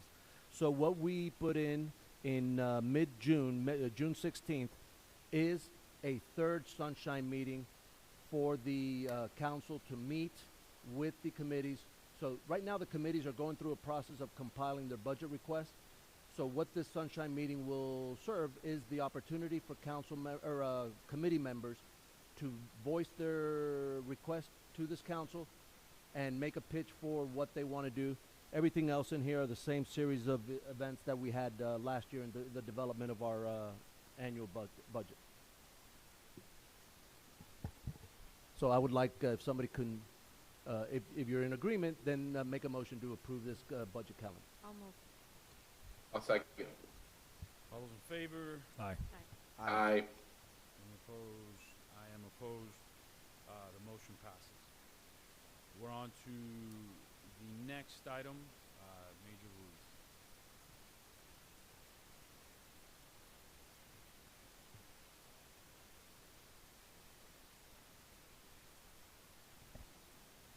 Good evening, Javi Ruiz, your town commander.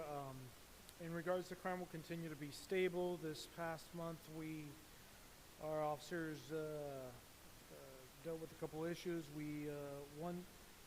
One thing we did, we assisted during the spring fling egg hunt, and one issue that we worked on was we received complaints regarding persons parking on grass across the street from the Bob Graham School, damaging the grass under the signs that prohibit parking.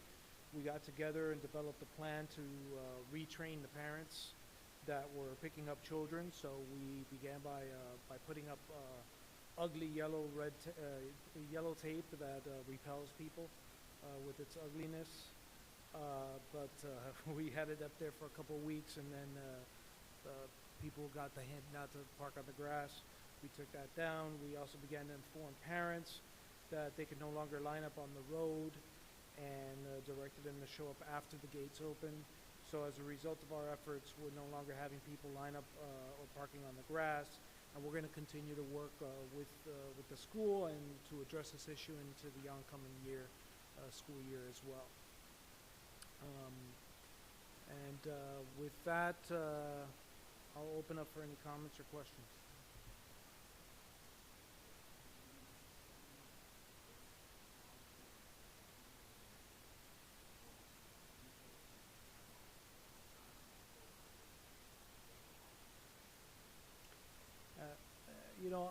This year was obviously a bit unique because we came back from COVID, and meeting with the school, there was no after-school care, there's no after-school programs going on, everybody's showing up at the same time. We tried our best to work with parents, helping them line up, but the more that we helped them line up, the more that they started showing up more and more and more throughout that time period. And it just felt like the parents were training us, so we had to retrain the parents. Looking forward into the upcoming years, one of the issues that we've discussed, and you mentioned it earlier, with possibly putting curbing along the green area there in order to keep people from parking there, and that will assist. We're going to continue to work with the school. The school has actually done a lot in terms of helping the parking situation. They've moved one grade from the exit on the south side to the north side. Got to get my directions right. So there are things that they've done. There are things that we can continue to do, and I think that if we start addressing it right from the start, from the beginning of the year, we should be able to keep people off that grass area. We should be able to keep people from lining up. The first couple of days are always going to be horrendous. But So major, I mean, my major concern is that first week of school, right? Mhm. It's very special to parents, especially for kindergarten students, first graders, second graders, even third graders. That walk through, I did it. My kids went there when they were that age, and I would park and walk them to school because you were allowed to do it. I know this year we couldn't. What's going to happen that first week of school? That's what I'm really afraid of, because they're going to be allowed to walk their kids into the classroom. So how do we work? Because I'll tell you, and there's other folks in this room that probably won't admit it, but a lot of people would park there that first week of school to walk their kids to the classroom. And that's just a fact. and I believe that the first day of this upcoming year, we won't have that curbing in. So we'll be able to allow people to park there. Let's understand something. These are parents picking up their kids and dropping their kids off. They don't have criminal intent. We're there to try and help facilitate and help assist in the best way possible. So the first day, we're most likely not going to cite anybody in terms of parking on that grassy area. Now, in the future, if we do put curbing down, the school's going to have to work towards other scenarios. parking down the street and walking their kids in, or I'm not even sure what to say, maybe utilizing the green field that is by that loop in order to have people park inside of there. That's something we can approach the school on. But No, I know it's tough because I remember when I first got elected, we put the trees on the north side of the school because parents were complaining that kids were parking, the parents were parking there, the people that live there. So I'm just saying, I know that those first 3 days of school are important to a lot of people to be able to walk their first grader, their little kids to school. So And I think the school will most likely, hinder it to just the first day of school, and there may need to be some type of policy shift in terms of, look, in kindergarten, you can walk your kid in. First grade, you can walk your kid in. Second, third grade, maybe you kind of push them out the car, But we'll deal with it the best that we can. So And I had a question that I'm sorry to interrupt you, but I had a question with regards to, this is being enforced inside of Royal Oaks or outside of Royal Oaks? Well, it's being enforced on 79th Ave. The two things that we're enforcing are simple. Number one, the parking on the grass where the signs prohibit parking. Right. And number two, we're no longer allowing them to line up on the road and block first the center median and then block the right lane as we move them in. Okay. We were trying to do that, trying to assist as best as possible, but the more that you allow that, the more people that keep showing up. And we were having people showing up, An hour before dismissal. Oh, I was talking to one of my officers, and I go, what's the earliest that they show up? He goes, noon. I go, no, they get out at 3. I mean, Oh, he yes. goes, no, boss, they show up at noon. And I'm like, The so, grandparents. So we had to kind of retrain them and say, no, you got to show up when that gate opens to allow you to come. It's definitely a nuisance for people that work in the area, for people that live there, that are trying to get through there. So I know, obviously my son went to Bob Graham. I'm very familiar with the issue, and I do know that the first couple of days of school, when you are allowed to walk your child to school, well, most parents would, mom and dad would both come, and then one Right. parent stays in the car and the other parent gets off with the child, so that there's just no place to put 2,000 cars. Yeah. There's just no place. But I do know that the homeowners that live right off of the school, for those homeowners, it's a little bit different, right? Because it's in their front yard.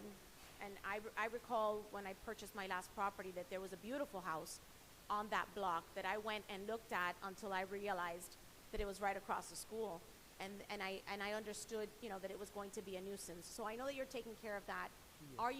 Are you experiencing issues? I know that when my son was in middle school, for instance, there was a lot of issues with parents that would just, instead of lining up outside, they would line up in every block inside of Royal Oaks. And then they would have the children just walk to the car. I'm on whatever, not on 79th, I'm on 81st, and then just walk there. And so a lot of the homeowners actually had like lines of vehicles in front of their home. So I get that complaint a lot. Is that something that you're addressing as well? Yes, during the first part of our enforcement, and I use the term enforcement lightly, we've made 0 arrests, towed 0 cars, and written 0 citations. We've obtained compliance through educational means. So during the first part of this, yes, we were getting a bunch of cars that were lining up on the swales, in the roadway, inside of Royal Oaks, and in people's driveways as well. But as the weeks have continued, we've seen that diminish because we drive through there. So now I have the 2 officers here, one driving in those areas and saying, hey, you need to get off the road, you need to get off of that person's Right. driveway. You can't be so on stopping and or so forth. standing in the middle of the road. That's correct. And so we get them out of there in that way. And yesterday there was barely 1 car that was in Royal Oaks, and today I heard the same. So little by little, they're readjusting and showing up at the right Perfect. time. Well, I have received phone calls from individuals that live in those blocks that We are did very too. grateful. Very, very grateful for your efforts. So they appreciate, I know that it's a lot of work, but they appreciate what you're doing. Yeah. Thank you. I also wanted to bring up one more item. I know that I emailed both yourself and the manager regarding the speeding on Fairway. Yes.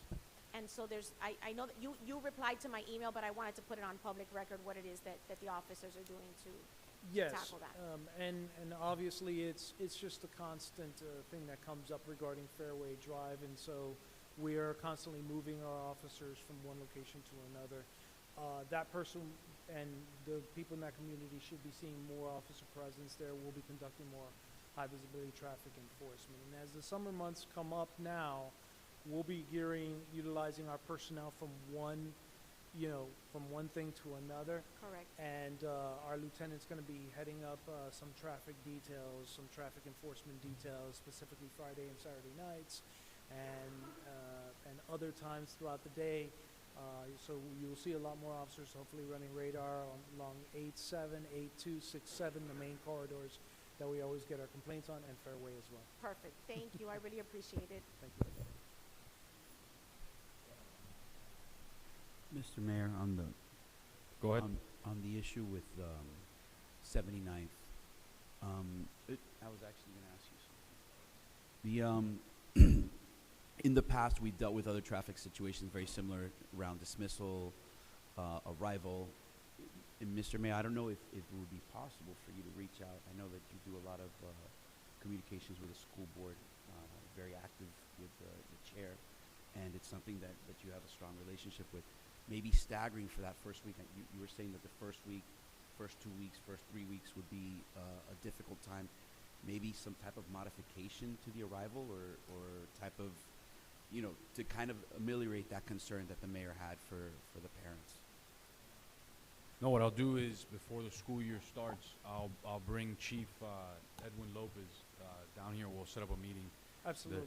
Yeah, we'll walk the area. I know there's different ideas on maybe even not only staggering, but utilizing freebie to help and a bunch of different stuff. But we'll bring Edwin out here because I think it's unique, right? Not every school in Miami-Dade County has that one way in, one way out where the streets used to be open, right? So all the roads in Royal Oaks, when they first got engineered, they were all open to 82nd Avenue. There was a lot of different ways.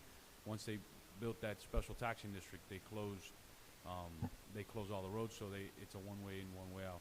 But in that area. But yeah, we'll do that. I'll ask Chief Lopez to come out and we'll meet with him on site. Absolutely, and we, in our plan is also to, during the summer months, to meet with school staff again, just to kind of go over some stuff and maybe get some educational component out to the parents beforehand to let them know things aren't going to be, aren't going to be the same as they were at the beginning of this past year. We're going to continue along these lines of show up, windows, gates open, and then you can come in, and then we'll help. But don't show up beforehand, and don't park on the grass and things of that nature. Thank you. Major, with our contract, do you have access to getting additional calming devices to add to what we currently have town-wide through the Miami-Dade County Police? Is there a way of you having access to bringing in digital calming devices to place strategically throughout the town, or is that just dependent on us purchasing those? Yeah, that's generally. Which, like flashing speed, your speed limit sign, yeah, that would just be on us. That's not, I don't know if Dade County would consider that a traffic calming device. Traffic calming is more like speed bumps, stop signs, roundabouts, those kind of things. I don't believe, so I think we have free reign, as long as we, have the money for it, we have free reign to put any of those speed limit signs that we want. And generally, I find that we here in the town have a lot more than the county does in terms of accessibility to some of those things. There you go. All right. Thank you. That's why the other majors don't like me all that much. We can confirm that maybe depending on the vote in a few minutes, the answer to that question from the county may come back one way or another.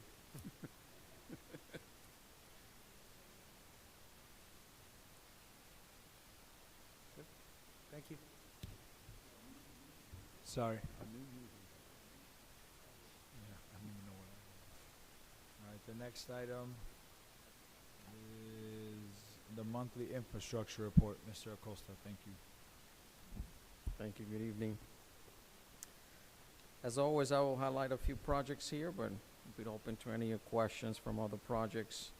The Safe Routes to School project in front of the Bob Graham is proceeding very well. We're at 90% plans on that project.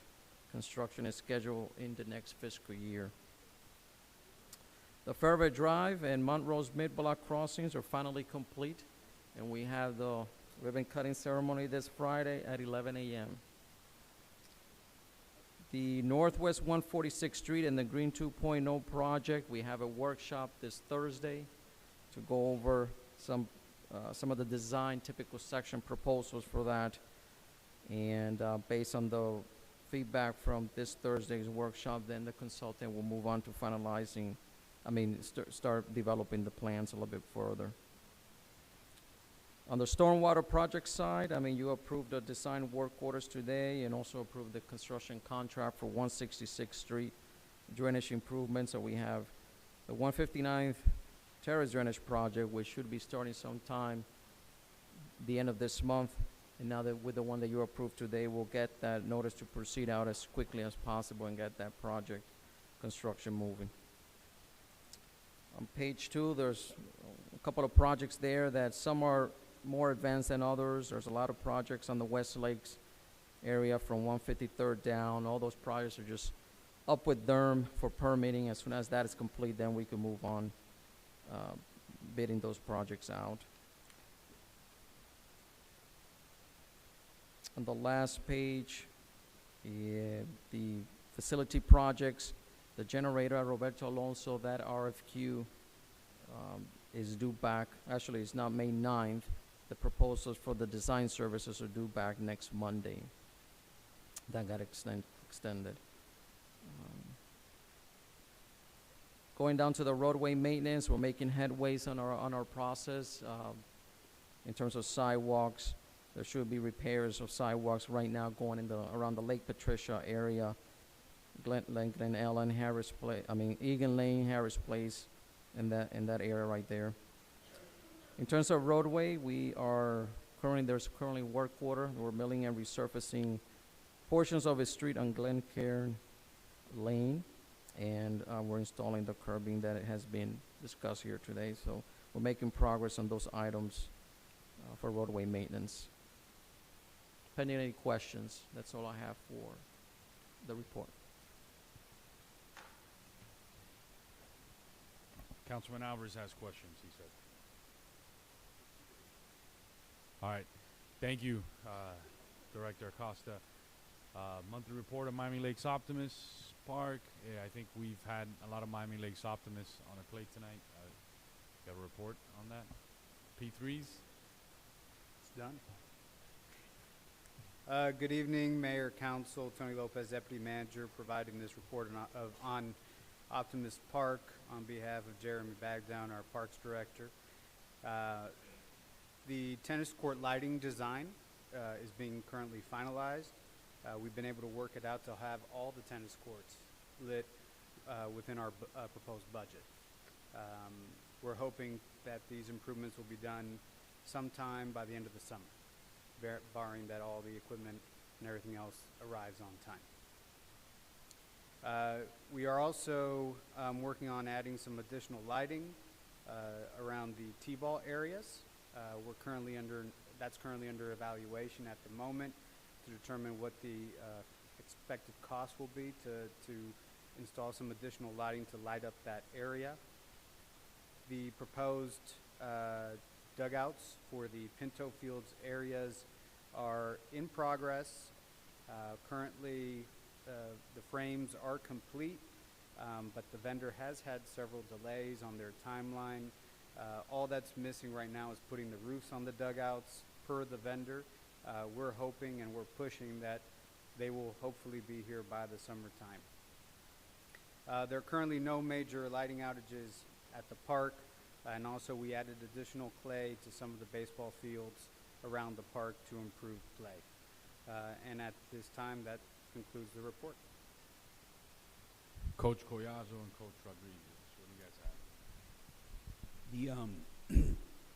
We are sometimes very successful, right, in the things that we do, and then it comes with an unintended consequence, like those T-ball fields.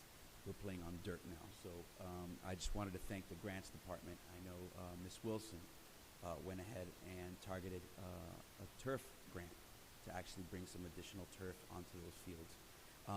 When I was out there with the grounds crews, they suggested some modifications which would make more of a clay infield using some of the clay that they have there. Just talk to them, talk to the grounds crews. That might be something, because what's happening now, those fields that were underutilized, now they're being not overutilized, but there's a team playing on them, and they're the only infields in the park that are grass infields. So thank you so much for listening. I know that the program we started out there with the 4-year-old kids, they love it. The parents love it. I know that's going to continue to be the lifeblood of that park. It's just now where, the program is succeeding, and now we need a little TLC where we didn't have it before. So I appreciate you guys listening to the concerns and making sure those fields are taken care of. The last thing that came up yesterday, and it was during, and I already mentioned it to the town manager. I know he forwarded to Jeremy. A recommendation was made by one of the umpires to avoid collisions on first base, to use a double base system. It's one base that's on the inside, and there's an additional base on the outside. If you can reach out to the baseball commission, in particular the head umpire, Danny DeVerona, it was something that he felt would help with collisions, at least for our games that are played on Pinto 3 and 5. Thank you. Nothing. Thank you. Thank you. We're on to attorney's report. Okay. All right, I think we finally got the right version before you. As you know, over the last 4 days, we have been extending more drafts with the county attorney's office and the Hialeah City Attorney's office. I mean, literally as late as this afternoon. I've discussed it with some of you, not all of you. This is the latest version. I know Councilman Dieguez has some heartburn over part of the language. I know Councilman Rodriguez has some heartburn over another provision. I've been told in no uncertain terms, and I quote, "It's time to put the pens down." That's what I'm being told. That was the response I gave them. Just because the conversations are one way here, but they can get a little tense at times, other times not so tense. Hialeah is obviously in agreement with this version. The version that Hialeah passed, excuse me, I'm sorry, I have a cold, and I don't have COVID, by the way. I was tested. Hialeah's passed a version last week, or the week before. I think it was the week before. The way they passed their resolution at the time, it gave the mayor's office and the attorney, obviously, leeway to negotiate some additional terms. So what was passed in Hialeah is not necessarily what's before you today. If my memory's not wrong, I believe the Hialeah version did not include language extending 170th out to the turnpike, because right now 170th goes to 92, and then it picks up again on 102nd Avenue. I believe because the grant company has given them assurances that they're willing to dedicate that land for the roadway that the county and Hialeah have both agreed. Hialeah agreed because the county told them that they would be okay with it. So that changes there.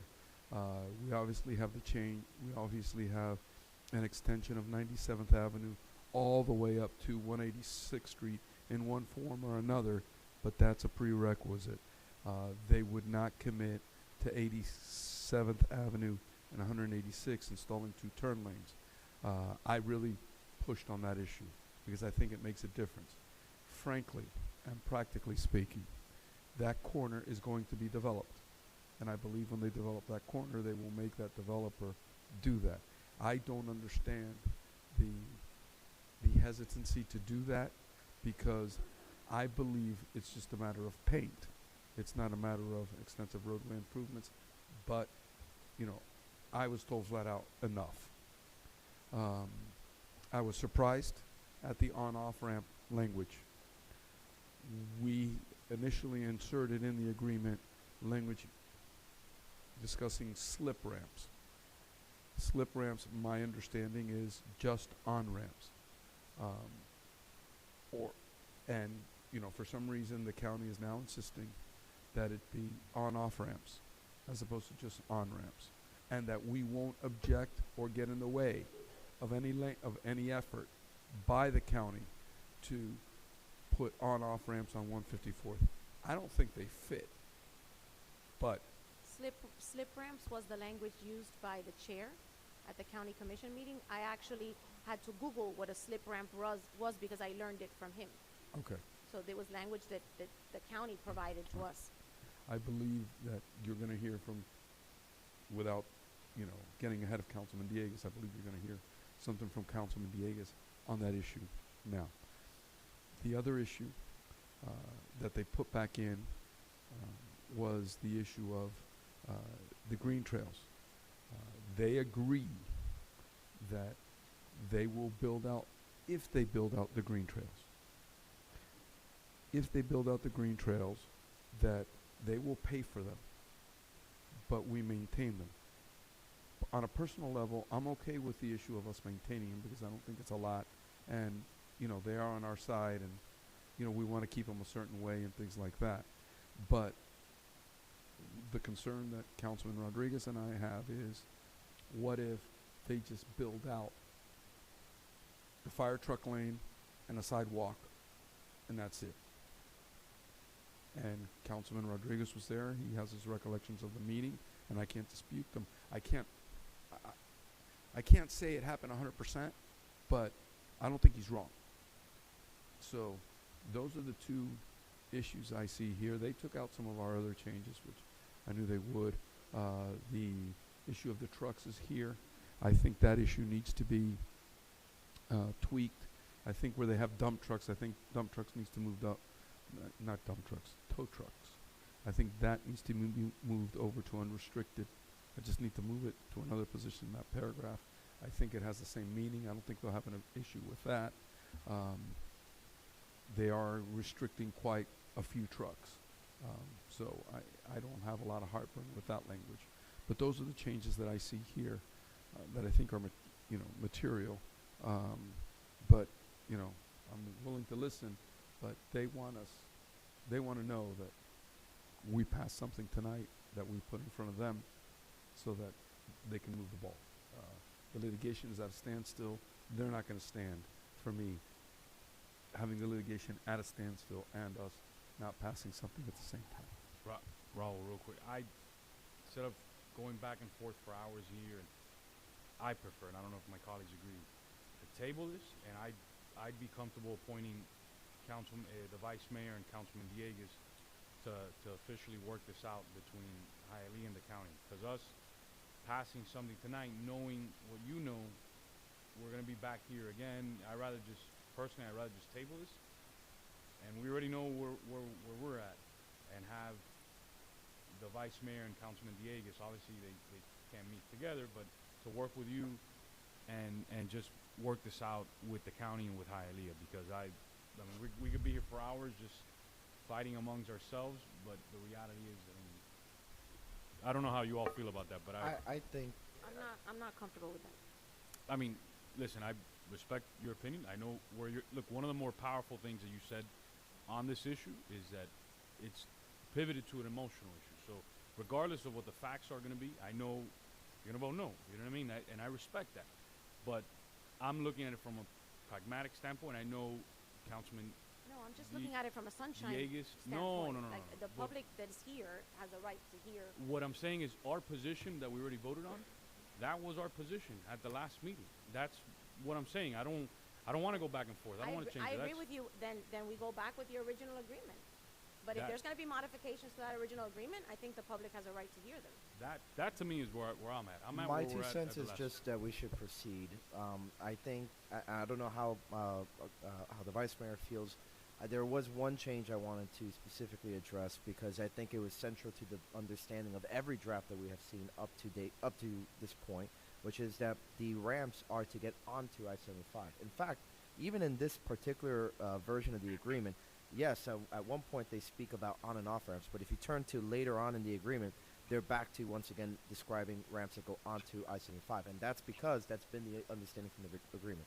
So the only amendment that I'm going to make tonight to advance this is to go ahead and have the town attorney strike any references to off ramps and ensure that the agreement speaks only to ramps getting onto I-75.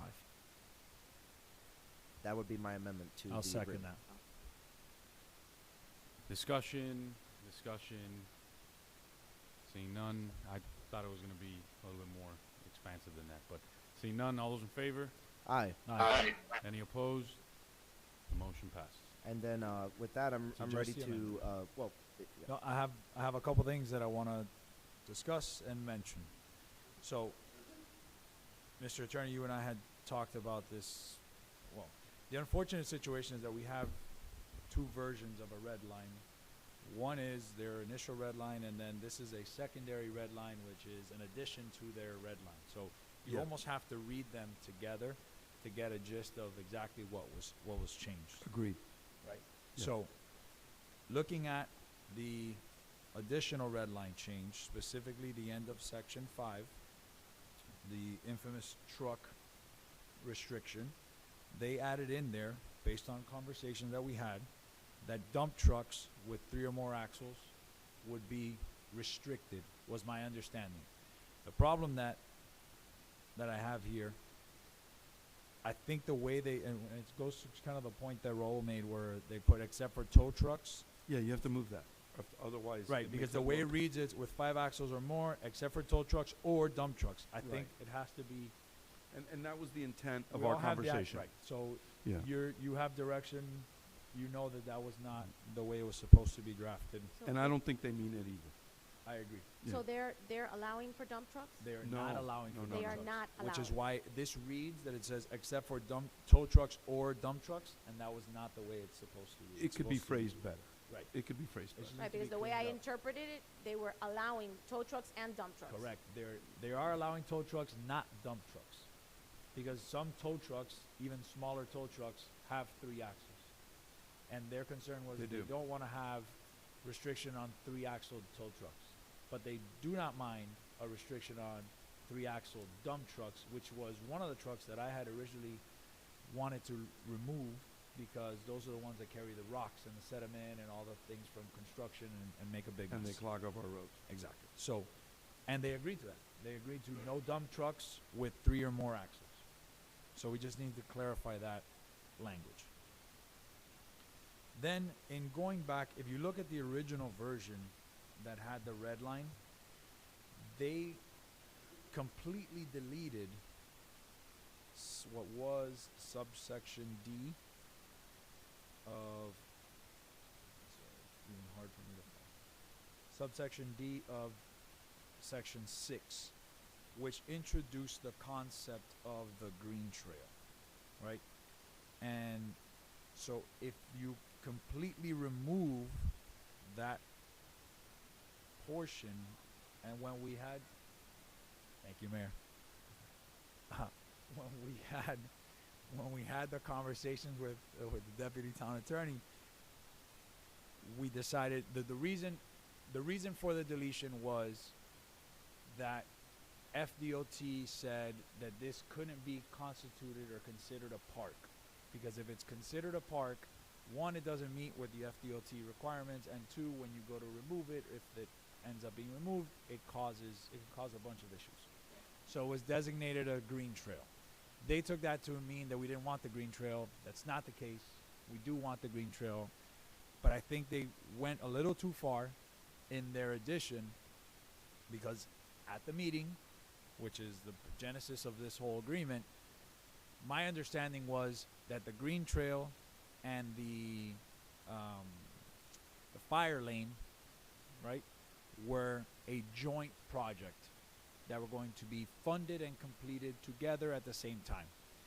There's a provision in here that says the failure of the county to obtain funding for the green trail improvements or any necessary approvals from FDOT for the improvements or the occurrence of any delay in design or construction of the green trail shall not delay the opening of Northwest 154th Bridge for first responders as contemplated by this agreement. It's going to be much easier for them to build a sidewalk and plant some trees than a fire lane. So my position, and I think this is not going away from the original intent of our agreement, is that those two projects, any construction on 154 has to be funded and completed together. That was the intent. That was the agreement. That it be constructed and completed together. We can't have a situation where they build the fire lane and they say, oh, we don't have funding for the sidewalk and the green trail and the trees. And then we're in a situation where, oh, but the agreement says that if we don't find the funding for the trees and the sidewalk, that we don't have to do it, right? That was not the intent, and I know that the county's representatives, based on our meeting, did not intend for this. So we just need to make sure that that's very clear, that the green trail construction and the what do they call it here? The first responder lane on 154 is to be funded and completed together. So you get funding for one, you get funding for all, complete it all together. You're there, you're working, you're on site, do everything at the same time.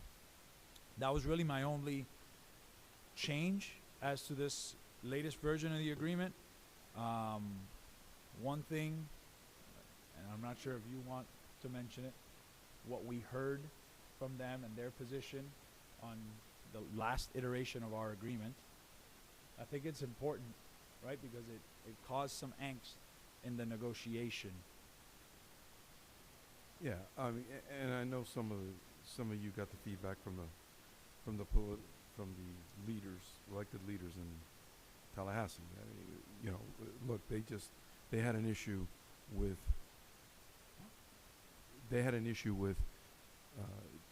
requesting and insisting on changes and then voting against the agreement. They had a problem with that. That's just from the attorney to me. I know they told you guys the same thing. It's not something I'm interested in. Whatever. It is what it is. I'm going to say it because it's important. These people are watching. The city of Hialeah and the county are watching this, and we're negotiating supposedly in good faith.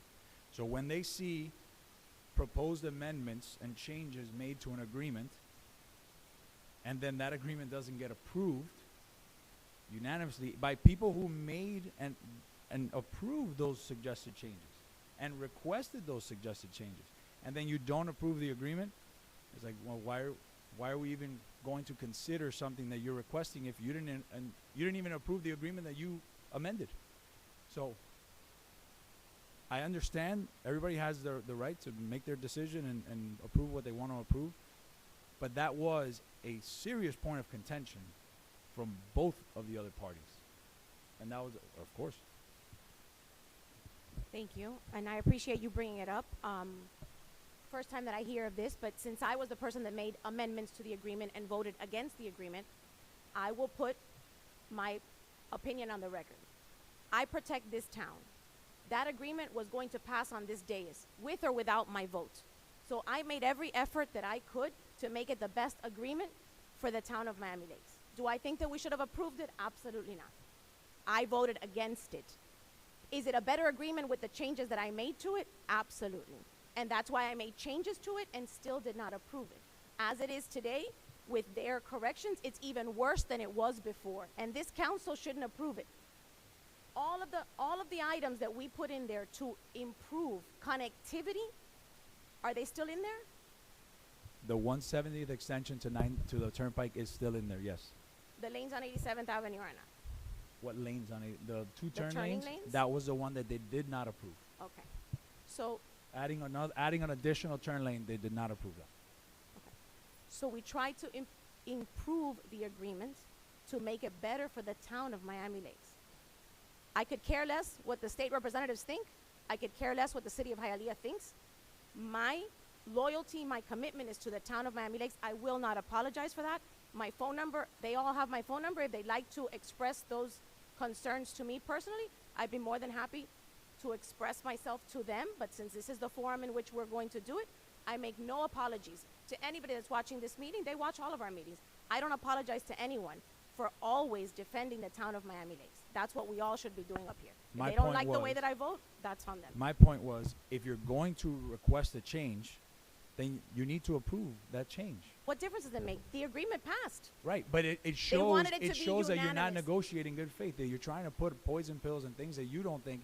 I believe that had we sent an agreement with your changes, with unanimous approval, that we would have had a much better chance of getting that change approved. And that's a fact because they've told me. So they're not approving the agreement because they're angry at me? That makes No. absolutely no sense. It's not the no only sense. reason. It would have given us a better opportunity. That's Well, my then they're the that's my ones that are 2 not cents. negotiating in good faith. It's either a good agreement or it's not. That's when you start to politicize things and turn it into a conversation that it should not be. It is either good for the city of Miami Lakes or good for the city of Hialeah, or it's not. My vote should make no difference. Right. Absolutely none. Is the agreement better than it was before I made the adjustments? Absolutely. Does it have to be unanimous? No. Why does it have to be unanimous? It passed. It passed at this body and it went to them. They made changes to it. To what? To retaliate against my vote? That's why they made changes? It wasn't and now a they're telling us to drop retaliation. the pen? It wasn't a retaliation. It was in renegotiation. But what they're saying is, if we are negotiating in faith, and you propose an item, and then don't even approve the agreement on the item that you amended, then it shows that you're really not interested in reaching an agreement. I'm interested in reaching an agreement that is good for the town of Miami Lakes. And this agreement is not. And that's we the end of agree the to disagree discussion. on that. Well, we'll agree to disagree on that. But again, for anyone that's watching this meeting, my phone number, everyone has it. If they'd like to reach out to me, I'm more than happy to do so. If that is why they are making changes to this agreement, that is what I consider negotiating in bad faith. Everything that I do here is for the town of Miami Lakes, Point of as personal is privilege. everything that we should all do up here. Point of personal privilege, I would ask that we please get back to the substance of the discussion from everyone. Do we need any changes, Raul, on that item? I think you need to, I think. made a motion. Right, we need to with vote on your respect to the change.